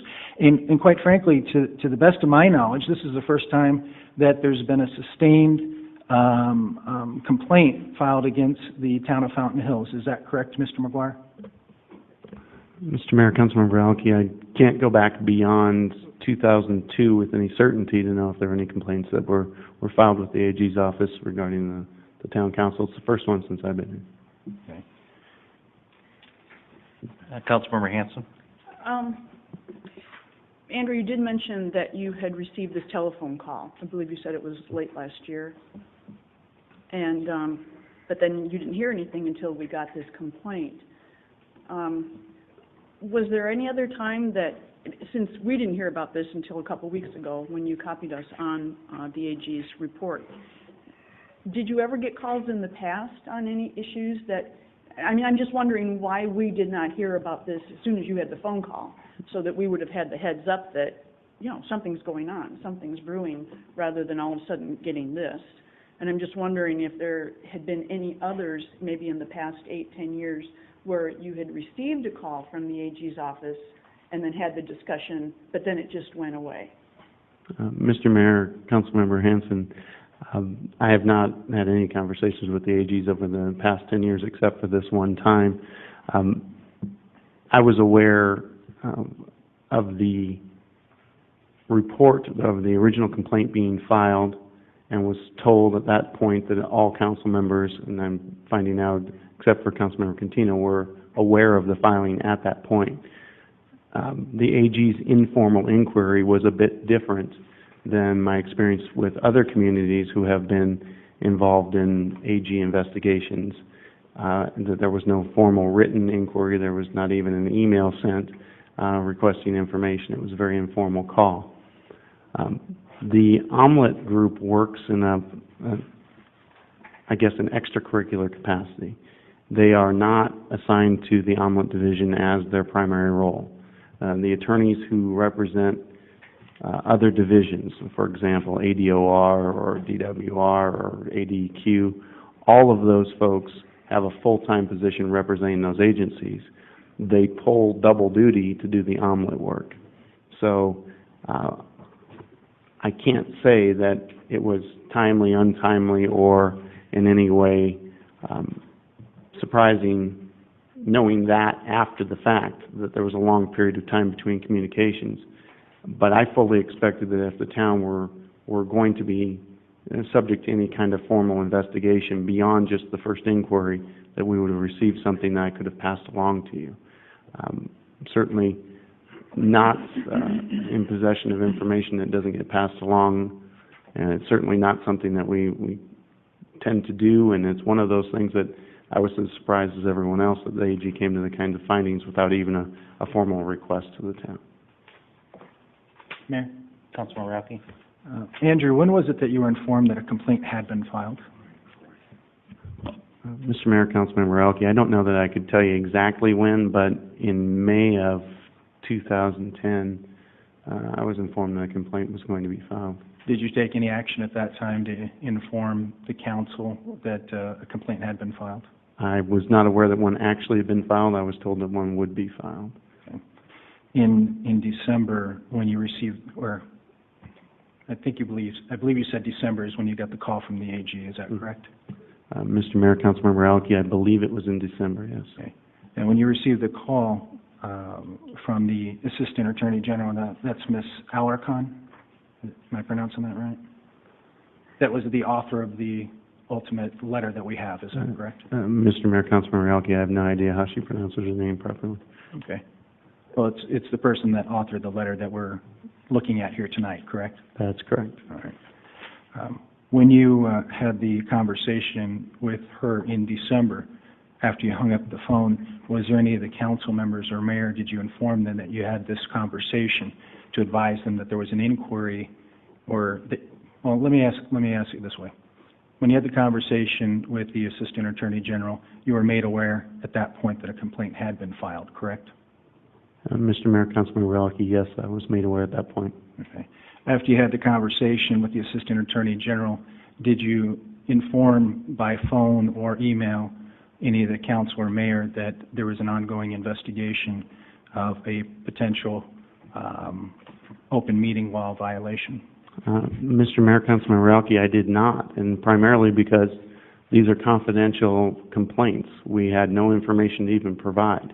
We didn't know the complainant for any certainty. We didn't know any of the contents of the complaint. We didn't know anything about it other than that the Attorney General called to ask questions and to ask for a copy of the e-session minutes. That was the only thing that was requested. Typically in an investigation like this, e-session minutes, minutes of any follow-up council meetings, a number of things will be evaluated, because in this case, and in my recent discussion with Ms., I believe it's Alarcon, at your request, when I spoke with her, it was clear that she did not understand that the council had been presented the exact same information 1 week later in the public session in full by Mr. Davis's presentation. That the only difference was that in the interim period, Mr. Davis was able to go and carry out the delicate procedure of having to deal with the humans that were involved in this. This was going to affect a lot of lives, and he was concerned that it be handled professionally. That gap of 1 week was not something that she evaluated very clearly in my discussion with her. Well, the important thing is that I understand that you may not have known who the complainant was, or perhaps had a copy of it, but you knew a complaint had been filed and that there was an ongoing investigation, which you did not inform the council of at that time. You chose to wait until receiving an actual complaint of some sort.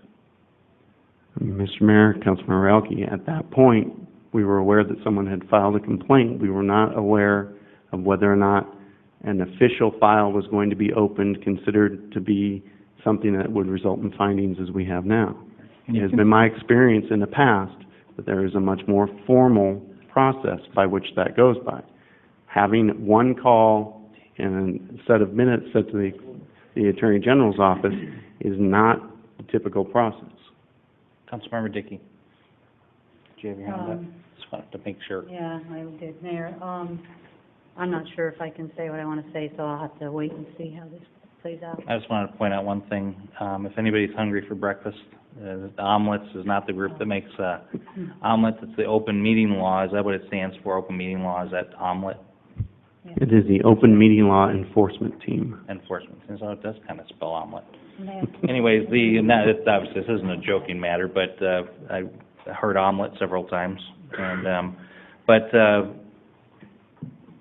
we're talking about the executive session material. Obviously, there's things in executive session that are in executive session. I just want to make it clear that, as it was stated with the committees on the commissions, there are no decisions made in executive session. Mr. Mayor, that's correct, and more importantly, the council didn't even have the authority to make the decisions that were being discussed in executive session. The only thing that council had the authority to do was to approve the organizational chart. The organizational chart was directly tied to the PowerPoint presentation that Rick provided first in e-session and then to the public at the next meeting. So that, in our estimation, was the necessary background in order for the council to fully understand the scope of what was coming their way 1 week later. You know, had we known that the Attorney General was going to take this approach, of course we'd have a different approach to it now. You know, maybe the town manager would just have one-on-one conversations to inform you all where he was going with it. But that would not have provided the ability to discuss the legal constraints upon the council's activity, specifically with respect to employees who were going to be let go, some of whom had already contacted some of you. We had a very delicate situation going on, and I understand looking at it in the with 2020 vision is easy to do and say, well, there was an error there and we shouldn't have made that. But I think it was very clear at the beginning of that executive session, and something that the Attorney General noted was that the executive session minutes were very well done. We believe it was set up exactly as you needed to set it up, except the town manager made a presentation and there were conversations between asking questions about that presentation. That's the focus of it. And I think we need to understand that. Okay, that answers the one question, and it sounds like Councilmember Elke is talking about communication between the attorney and the council, which is also certainly something worthy of consideration or discussion. I've had conversations with you related to some of these questions already, not at the council meeting. Probably most council members have as well, but it's certainly communication can always be improved upon, and maybe that's something for us to work on as well. But the other question I had was related to the findings. In essence, the punishment that we have to go through is 1 hour of training on open meeting law. Is that correct? Mr. Mayor, members of the council, the request from the AG's office after the follow-up phone call was that the focus of it be specifically on executive sessions. And the potential people that I've mentioned to the Assistant AG as trainers were all acceptable. So, we'll be able to move forward and find someone who's willing to volunteer some time and come out probably during a council work session, and just has to be within 6 months. So we'll put on a regular work session night, probably outside the budget time so that we're not interfering with all of those discussions to handle that last prong of the request. And it's also the last thing I had was it's related to one item within an executive session. Largely the presentation is. That's how correct. You explained it at the beginning. It's not the entire executive session as something that should not have occurred. That's correct. In my discussions with her, it was very clear that her focus was on the PowerPoint presentation, the questions back to Mr. Davis, and the discussion relating to that presentation. Okay. Thank you. Any other questions or comments? I'll come back to Councilmember Ralke. I think you had another one. Councilmember Dickey. Just to clarify, the complaint wasn't about the content of the executive session. The complaint was about a breach of the executive session. Because I think earlier it sounded almost like the complaint that went to the AG's office had to do with somebody questioning the materials of that. But it wasn't. It just had to do with information from the executive session being told to those who weren't entitled to it. Okay, thank you. Councilmember Hanson. We did have the follow-up presentation of the reorganization following the executive session in a regular session. But there was additional discussion that did take place in executive session that precluded that discussion being brought up at the regular session.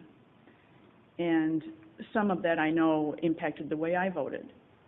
I think the way this investigative report has been left, it leaves some things hanging up in the air as to the nuances and the fine details of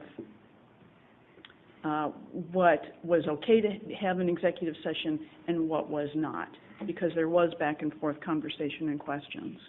So I think there's just some loose ends here that I'd like to see cleaned up. Thank you. I'll just comment on that, Councilmember Hanson. Thank you.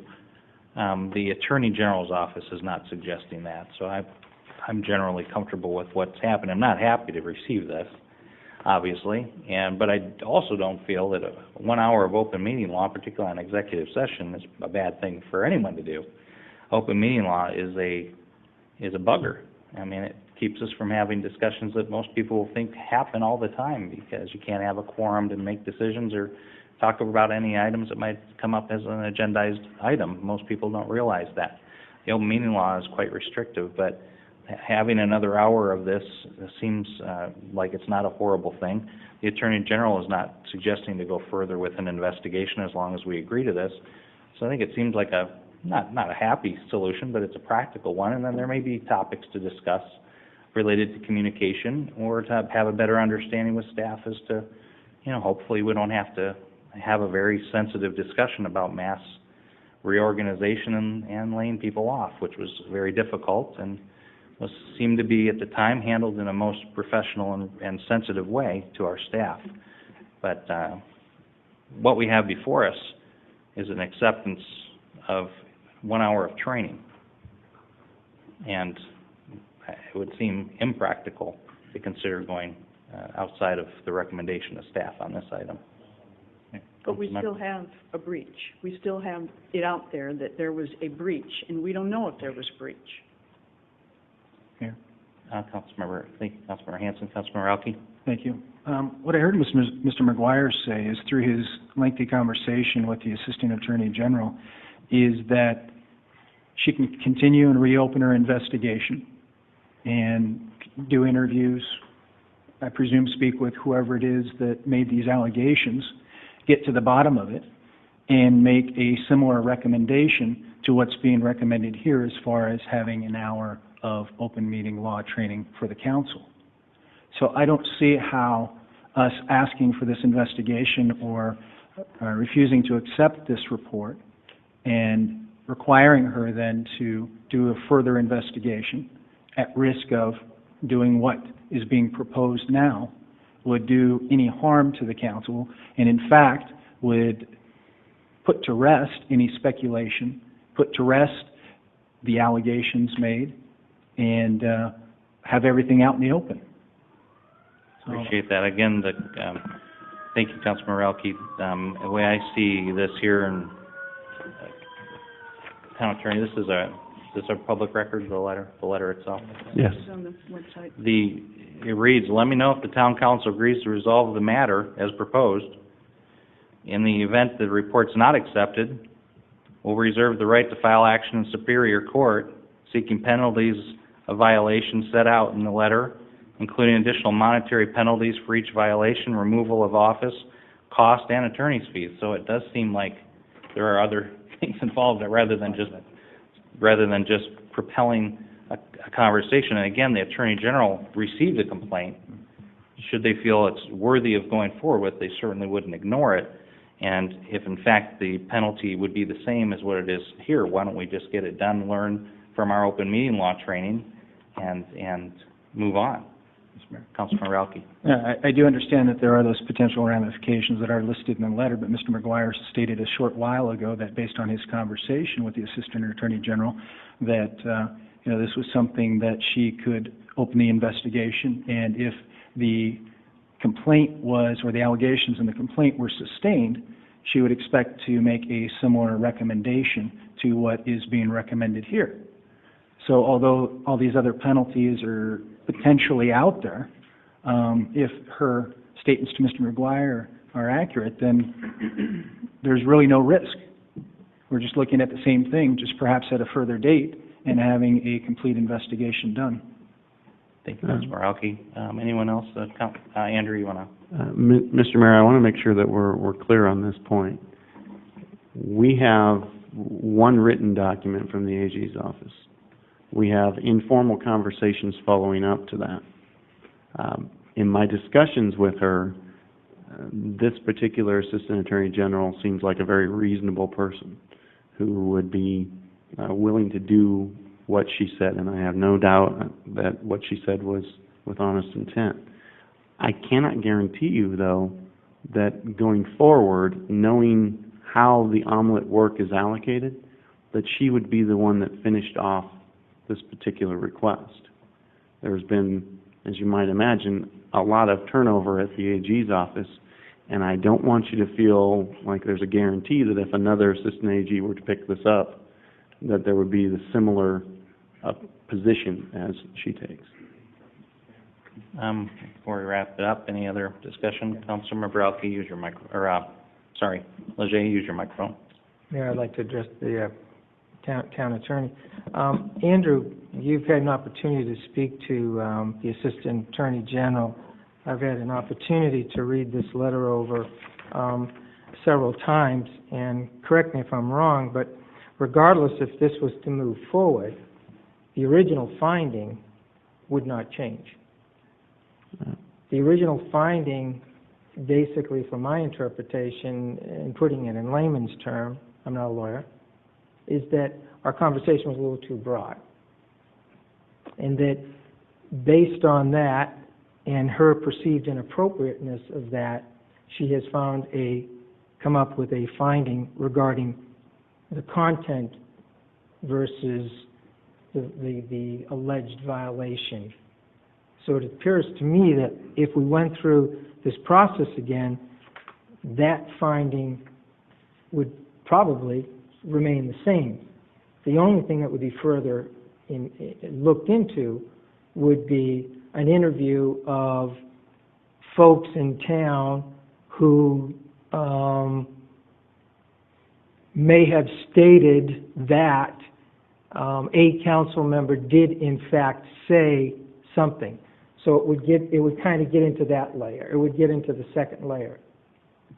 And that would be, pain and suffering and creating a tempest in a teacup. And at the end of the day, we would remain basically with the same consequences. If in fact there was a breach by someone on this council, I would hope the lesson would be learned simply through this letter and this conversation. I take open meeting laws very seriously. This is the 5th year that I've been on council. I take executive sessions very seriously. I believe I understand the statute. I went into this session willing. We're all adults here. I went into this session willingly. I participated willingly. So for me, it's not about sitting here and placing blame on anybody. It's a matter of just accepting a judgment that was made by the Assistant Attorney General. And I'll accept responsibility for that and move on. And if we don't move on and we reopen this, we're going to end up at the same place. It's clear to me that the intent of the town manager was to create an environment to protect the integrity of staff in a very sensitive, confidential personnel issue that also had possible and probable legal implications. That's why we sat there and were debriefed. It was more of a debriefing. So I don't see any gain by going through the process over again when we're going to end up basically in the same place.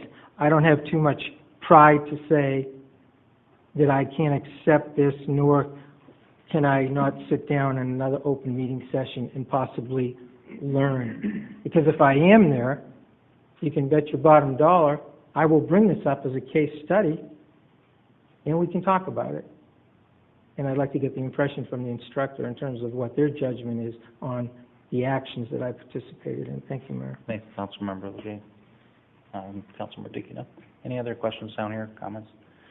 Thank you very much, and again, reiterate to the public, no decisions are made in executive session. And as you shared, Andrew, the presentation that was shared there was shared in public meeting a week or so later. But certainly all around the reorganization and handled in as sensitive a way as possible for staff that would potentially be let go. So we have, do we have a motion? An hour ago, I think.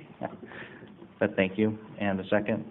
And we've had discussion there was one speaker card. You read that for us. I will look for a motion. I'm sorry, we'll look for a... Mayor? I'm sorry, Councilmember Hanson. If I just could. Yes. I think, all seven of us, I'm sure, look at this in a different way, some more similar than others. Personally, to me, this was a big deal. I took it very seriously. I think it's going to be hard to explain to the public when they see, in the newspaper that we supposedly violated the open meeting law, because that's what they see. They're not going to hear all of the discussion about it and that, well, it wasn't really that bad and, a lot of it was maybe a misunderstanding. They're going to see that we got this letter from the Attorney General's office, and that's a hard thing to overcome and explain. She does state in here, it says, due to the large amount of information that was discussed in this executive session that should have been in public session, she couldn't definitively conclude that a specific town council member violated the open meeting law.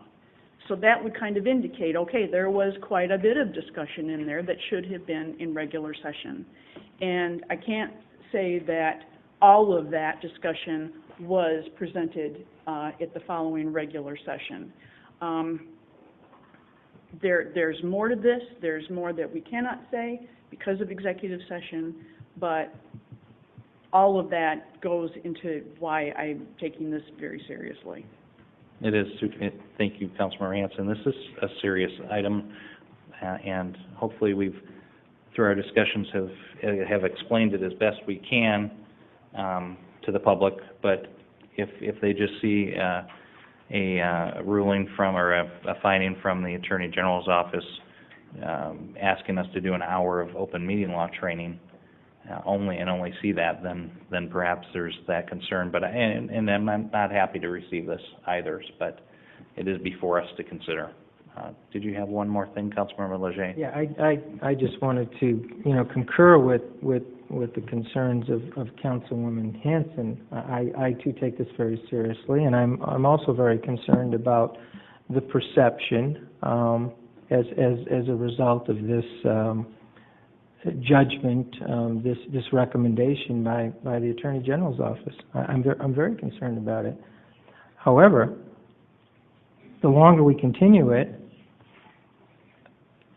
I don't think that's going to solve the perception issue, and particularly the deeper they move with their investigation. She's basically saying, well, I'm going to come back with the same recommendation anyways, and we kind of go full circle. As the mayor stated clearly, and I'll state it once again, we did not make a decision, we do not make decisions in executive sessions. This session was basically a debriefing around a very sensitive issue that impacted the lives of many individuals with possible implications for liability. That doesn't change. And, you know, people will perceive what they want to perceive. And the longer we move through this, you know, we're going to end up in the same place. If I felt that there was flexibility in terms of her coming back and ruling differently on the content, which is what this is addressing, then I would feel more confident in moving forward with an appeal. Thank you, Mayor. Thank you, Councilmember Leger.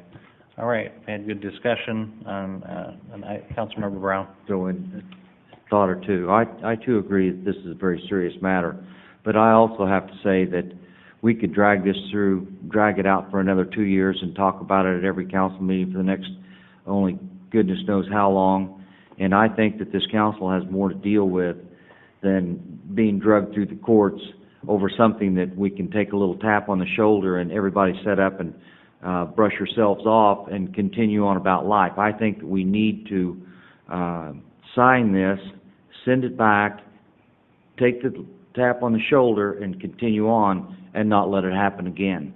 And I see that as what we really should be doing, opposed to wasting staff's time and the AG's time and the attorney's time. I think we need to take the little bump on the shoulder. It's not a slap in the face, and we need to continue on down the path, dealing with our budget and dealing with some matters in the town that are a hell of a lot more important than dealing with attorneys right now. Thank you. Thanks, Councilmember Brown. Councilmember Dickey. Mayor, just one other thing about when we're talking about the public and the perception and everything, nothing has not been said, really. Everything in your presentation and our attorney's presentation it's what it was, and it's what this interpretation of the Attorney General's office is. So there shouldn't be speculation. There's nothing to speculate about. You said what it is, this is what they think, and this is what we're going to do. And that's really all it is. You know, there's no mystery right now. It's out there. And we'll move forward. And again, like I think Councilman Leger said, we can always learn. I mean, we all went through these things at the League when we first got started, but there's never anything wrong with hearing these things again. So again, I'm willing to accept that. Councilman Rocky. Thank you. Well, the things that I would have to disagree, it's not as clear cut as what's being purported, is we have a complaint, we don't know who filed the complaint, we don't know the contents of the complaint, we don't know what the ultimate findings of the allegations contained in the complaint are. So we're left with this, well, there was discussions, and I agree with Council Member Hansen that there were more discussions in E-session than what came out in the next regular session. And unfortunately, our hands are tied as far as council members because we are bound by the E-session rules, and there are things that we can't discuss.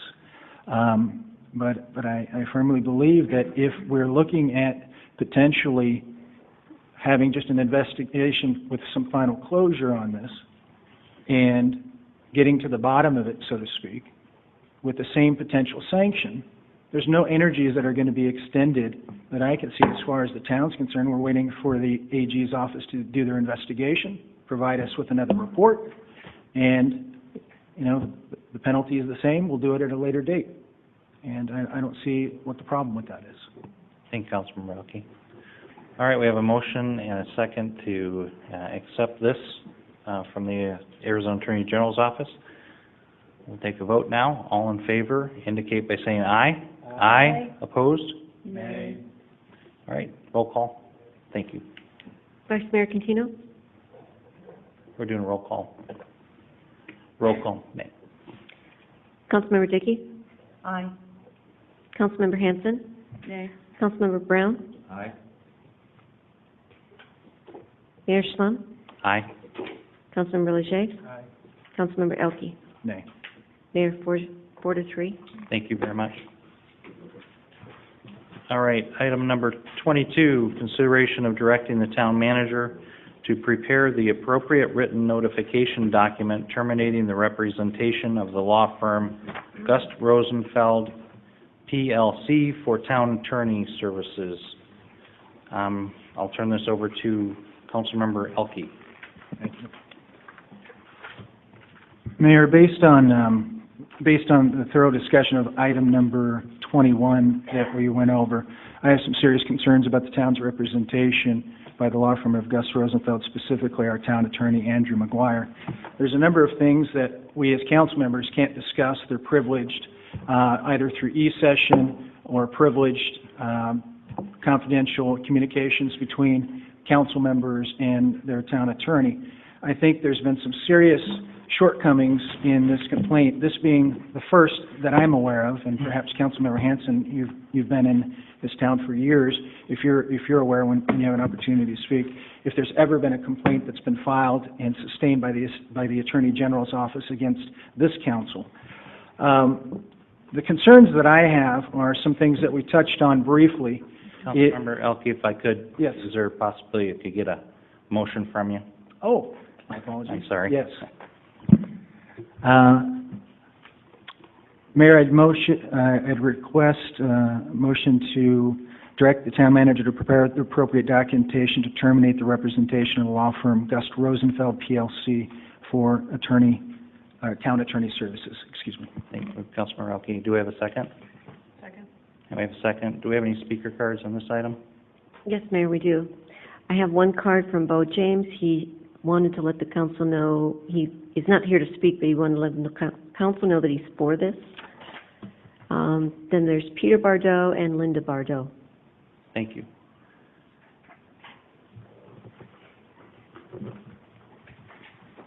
Welcome, Ms. Bardot. Nice to see you again, Mayor, Town Council. I'm sitting here scratching my head. I'm puzzled. I disagree with you, Councilmember Dickey. I am more confused now than when I walked in here about this issue. Seems to me that the town attorney is the town attorney and would have a fiduciary responsibility to inform the town of something such as a complaint being filed against somebody in the town or the town itself. So that I don't understand. And from what I understand as well, it's not the first time that a mistake like that has been made, and unfortunately they've been costly as well.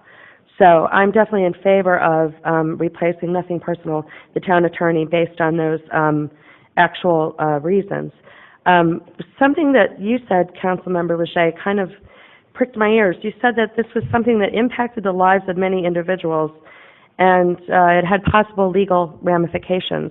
And the way everybody's been kind of dancing around the subject, I really don't know what's going on. I don't know what happened in the meeting, but one thing's for sure, I haven't paid attention to politics for very long, but, you know, you've got the Love Gov, you've got that guy taking upper body torso photos of himself and putting himself on Craigslist in California, that Republican congressman. But if you start paying attention to politics, you find that it's usually money or some kind of a sexual offense that goes on.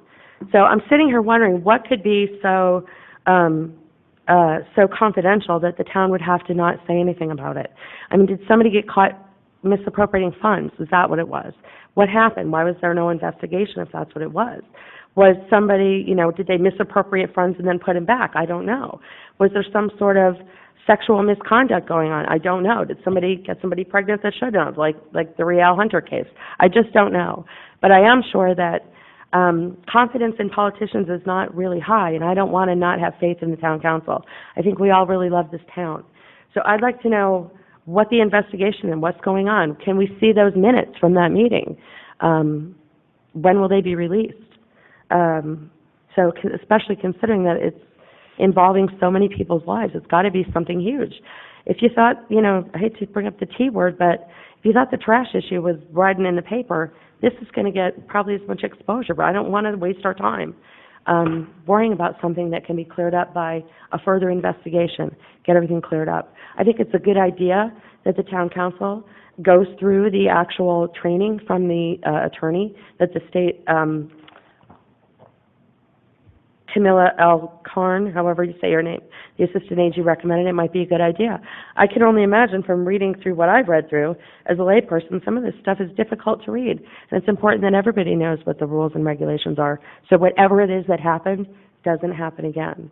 So thank you for your time, but I'm confused. I'd like to know what happened. Thank you. Thank you, Ms. Bordeaux. Mr. Bordeaux? With all due respect, mine was not a request to speak, but just a agreement with, Okay. item number 22. All right, so you just want to be on the record as agreeing Yes, sir. with number 22. Thank you. Thank you very much. We've got a motion and a second. We heard speaker cards. What I'm going to do is make a motion to continue this item to our next work study session, and in fact make this item an item to look at more broadly the legal services and perhaps how we've used them for the last 10-plus years, I think, 9, 10 years. Because this item, if we were to move on this item tonight in the affirmative, if it was to, this motion was to continue and be in the affirmative, it would have significant budgetary impacts and also would have effects on the continuity and ramifications on us. You are currently our only attorney, and it could have some continuity issues. But I think a more appropriate way of moving on this, there are items brought up tonight that can be addressed in a work study session where all councils are there, not an executive session, but an open public meeting where we can discuss legal services in a more detailed fashion and perhaps in a way that gives council members more opportunity to consider issues.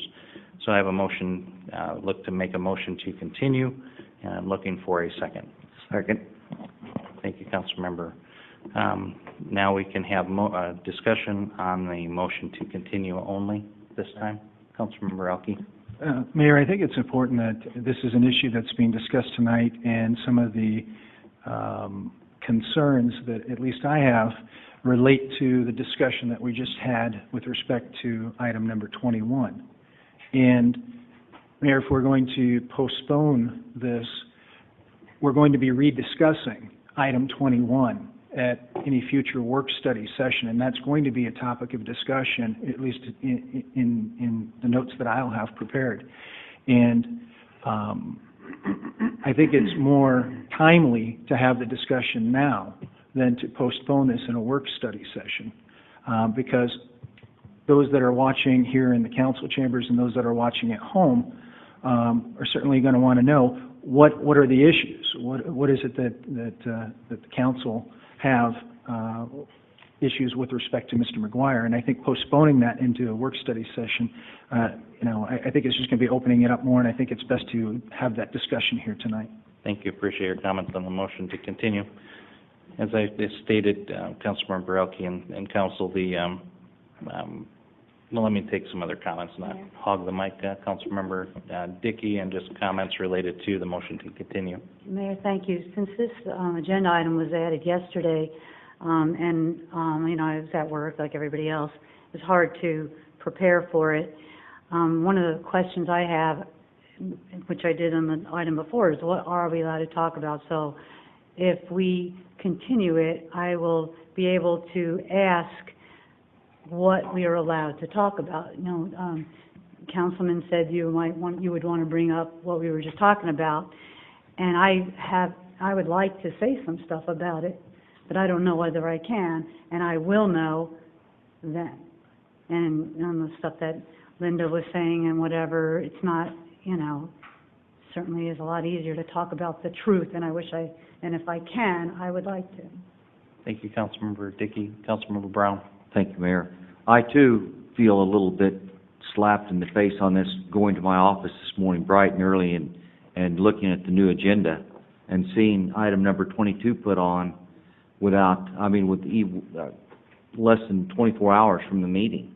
And I'm not ready to render a judgment on hiring or firing anybody over a 12 or 24-hour notice. I'm not ready to do that. I think a work study session is quite appropriate. I think that we will be able to prepare ourselves. I think the town can prepare itself. We can get input from the public. But I'm not going to support moving on item 22 at all this evening. Thank you. Councilmember Elke. Mayor, I think it's important to point out that item number 21 was just put on the agenda 48 hours ago. And we had a full discussion of this item, of item 21. So I think the council can be more than prepared to discuss item number 22. Thank you. Councilmember Dickey? Mayor, we received a memo, maybe a week or so ago. Well, it had to be before the last work study session, where the council was told we would be talking about it either at the work study session or at this meeting. So I didn't feel like that one was unexpected. Thanks, Councilmember Dickey. I don't want to repeat myself. In the interest of time, I do think there's value, and there's been discussion between council members individually and about looking into legal services, and I think that's not inappropriate, and I think our attorney would agree. You know, Andrew served us for 12 or 13 years, I think 9 or 10 as the main attorney, and served under other attorneys previously. So the reason to continue this is to have the ability to have a good discussion, get staff time to help us understand what our options are, and come to this with good information. I don't see the reason to hurry this, and I think I'd rather make my decision best we won't even be making a decision in a work study. We'll have our discussion, then consider something at a council meeting following that work study after we understand what the budgetary impacts and what our options are. I think that it's not inappropriate to have that discussion. I just don't think this is the right way to go about it, frankly. So that's why I made a motion to continue. Councilmember Hanson. Thank you, Mayor. I think probably the intent of putting this on so quickly was to express the depth of gravity of which some of us felt that this issue got to us that much. I would have no problem continuing it as well, but I think it was meant to show that we felt this was very, very serious and should be at least addressed.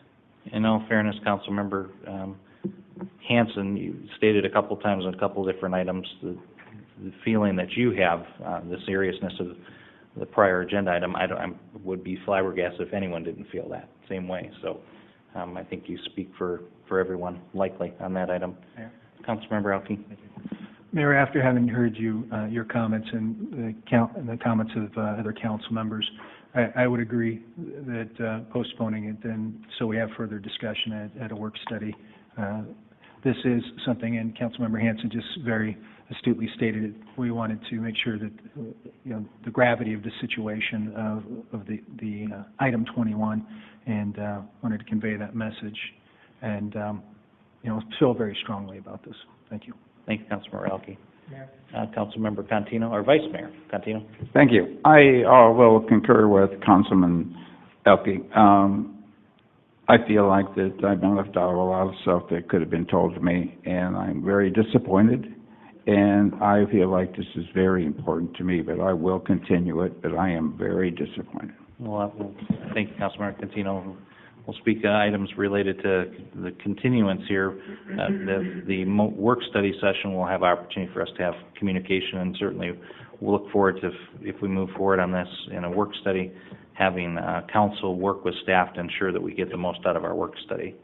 Councilmember Leger, did you have something further? Yeah, it's more of a question. I'm a little concerned about a comment that was just made by someone in the public, because this does air over Channel 11, and many people do listen to this and make the decisions based on oftentimes comments that are made by people that come to the podium that sometimes have the facts and sometimes don't have the facts, and project things that aren't necessarily even close to reality. So the question I have is that it was my recollection when we started the conversation on executive session. Councilmember Leger, we'll have to keep them relevant to the motion to continue. Is this relevant to that? I understand your comments, but we're on to the comment was made in the context. We're on to a different motion, unfortunately. I don't think we can address the main motion this time. Is that correct, Councilmember, or Andrew? Okay. Sorry. I'll about that. I'll reserve my comments for the next 30 seconds. Thank you. Okay, we have a motion to continue into a work study to more broadly evaluate legal services and options and have discussions related to concerns or otherwise. Andrew, at this time, I have a motion to continue. In a second, we've had discussion. We just move to vote on this item. All right. Thank you, Council, for your discussion on this motion to continue.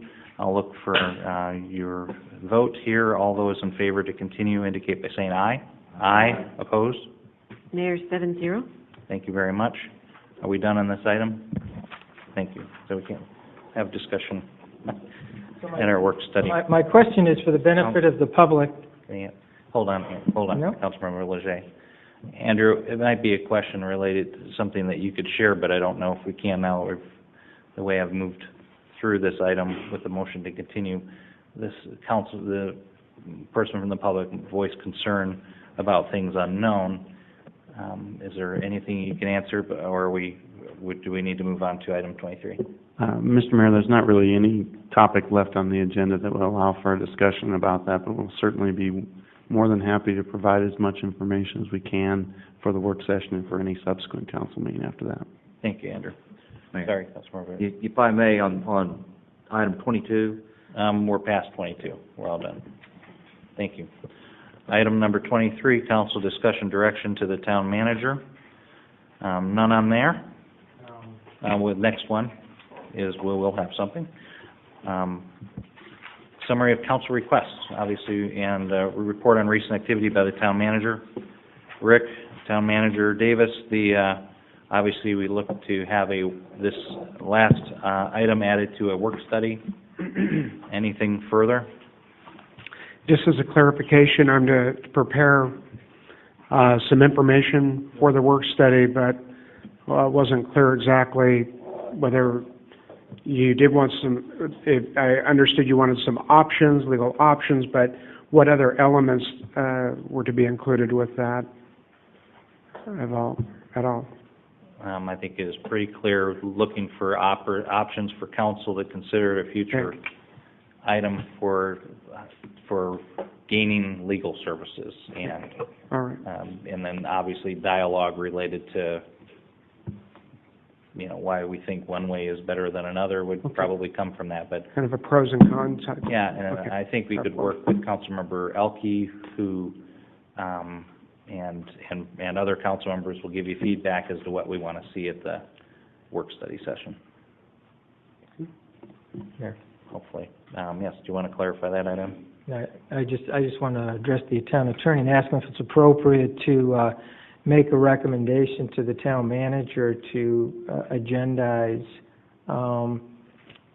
the discussion on our commission policy that we had talked about earlier this evening. You may recall that we did not follow our own rules of procedure, and if that's the case and this council feels that we want to move in that direction, I think it might be healthy to review that particular policy.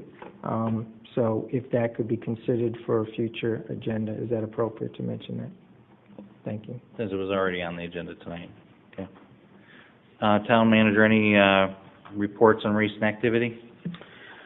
We continue to monitor things at the legislature, bills that will affect cities and towns, and specifically Fountain Hills. What I would like to do, the league has requested consensus from cities and towns relative to their position on certain issues. Some of them have very serious fiscal impacts for the town.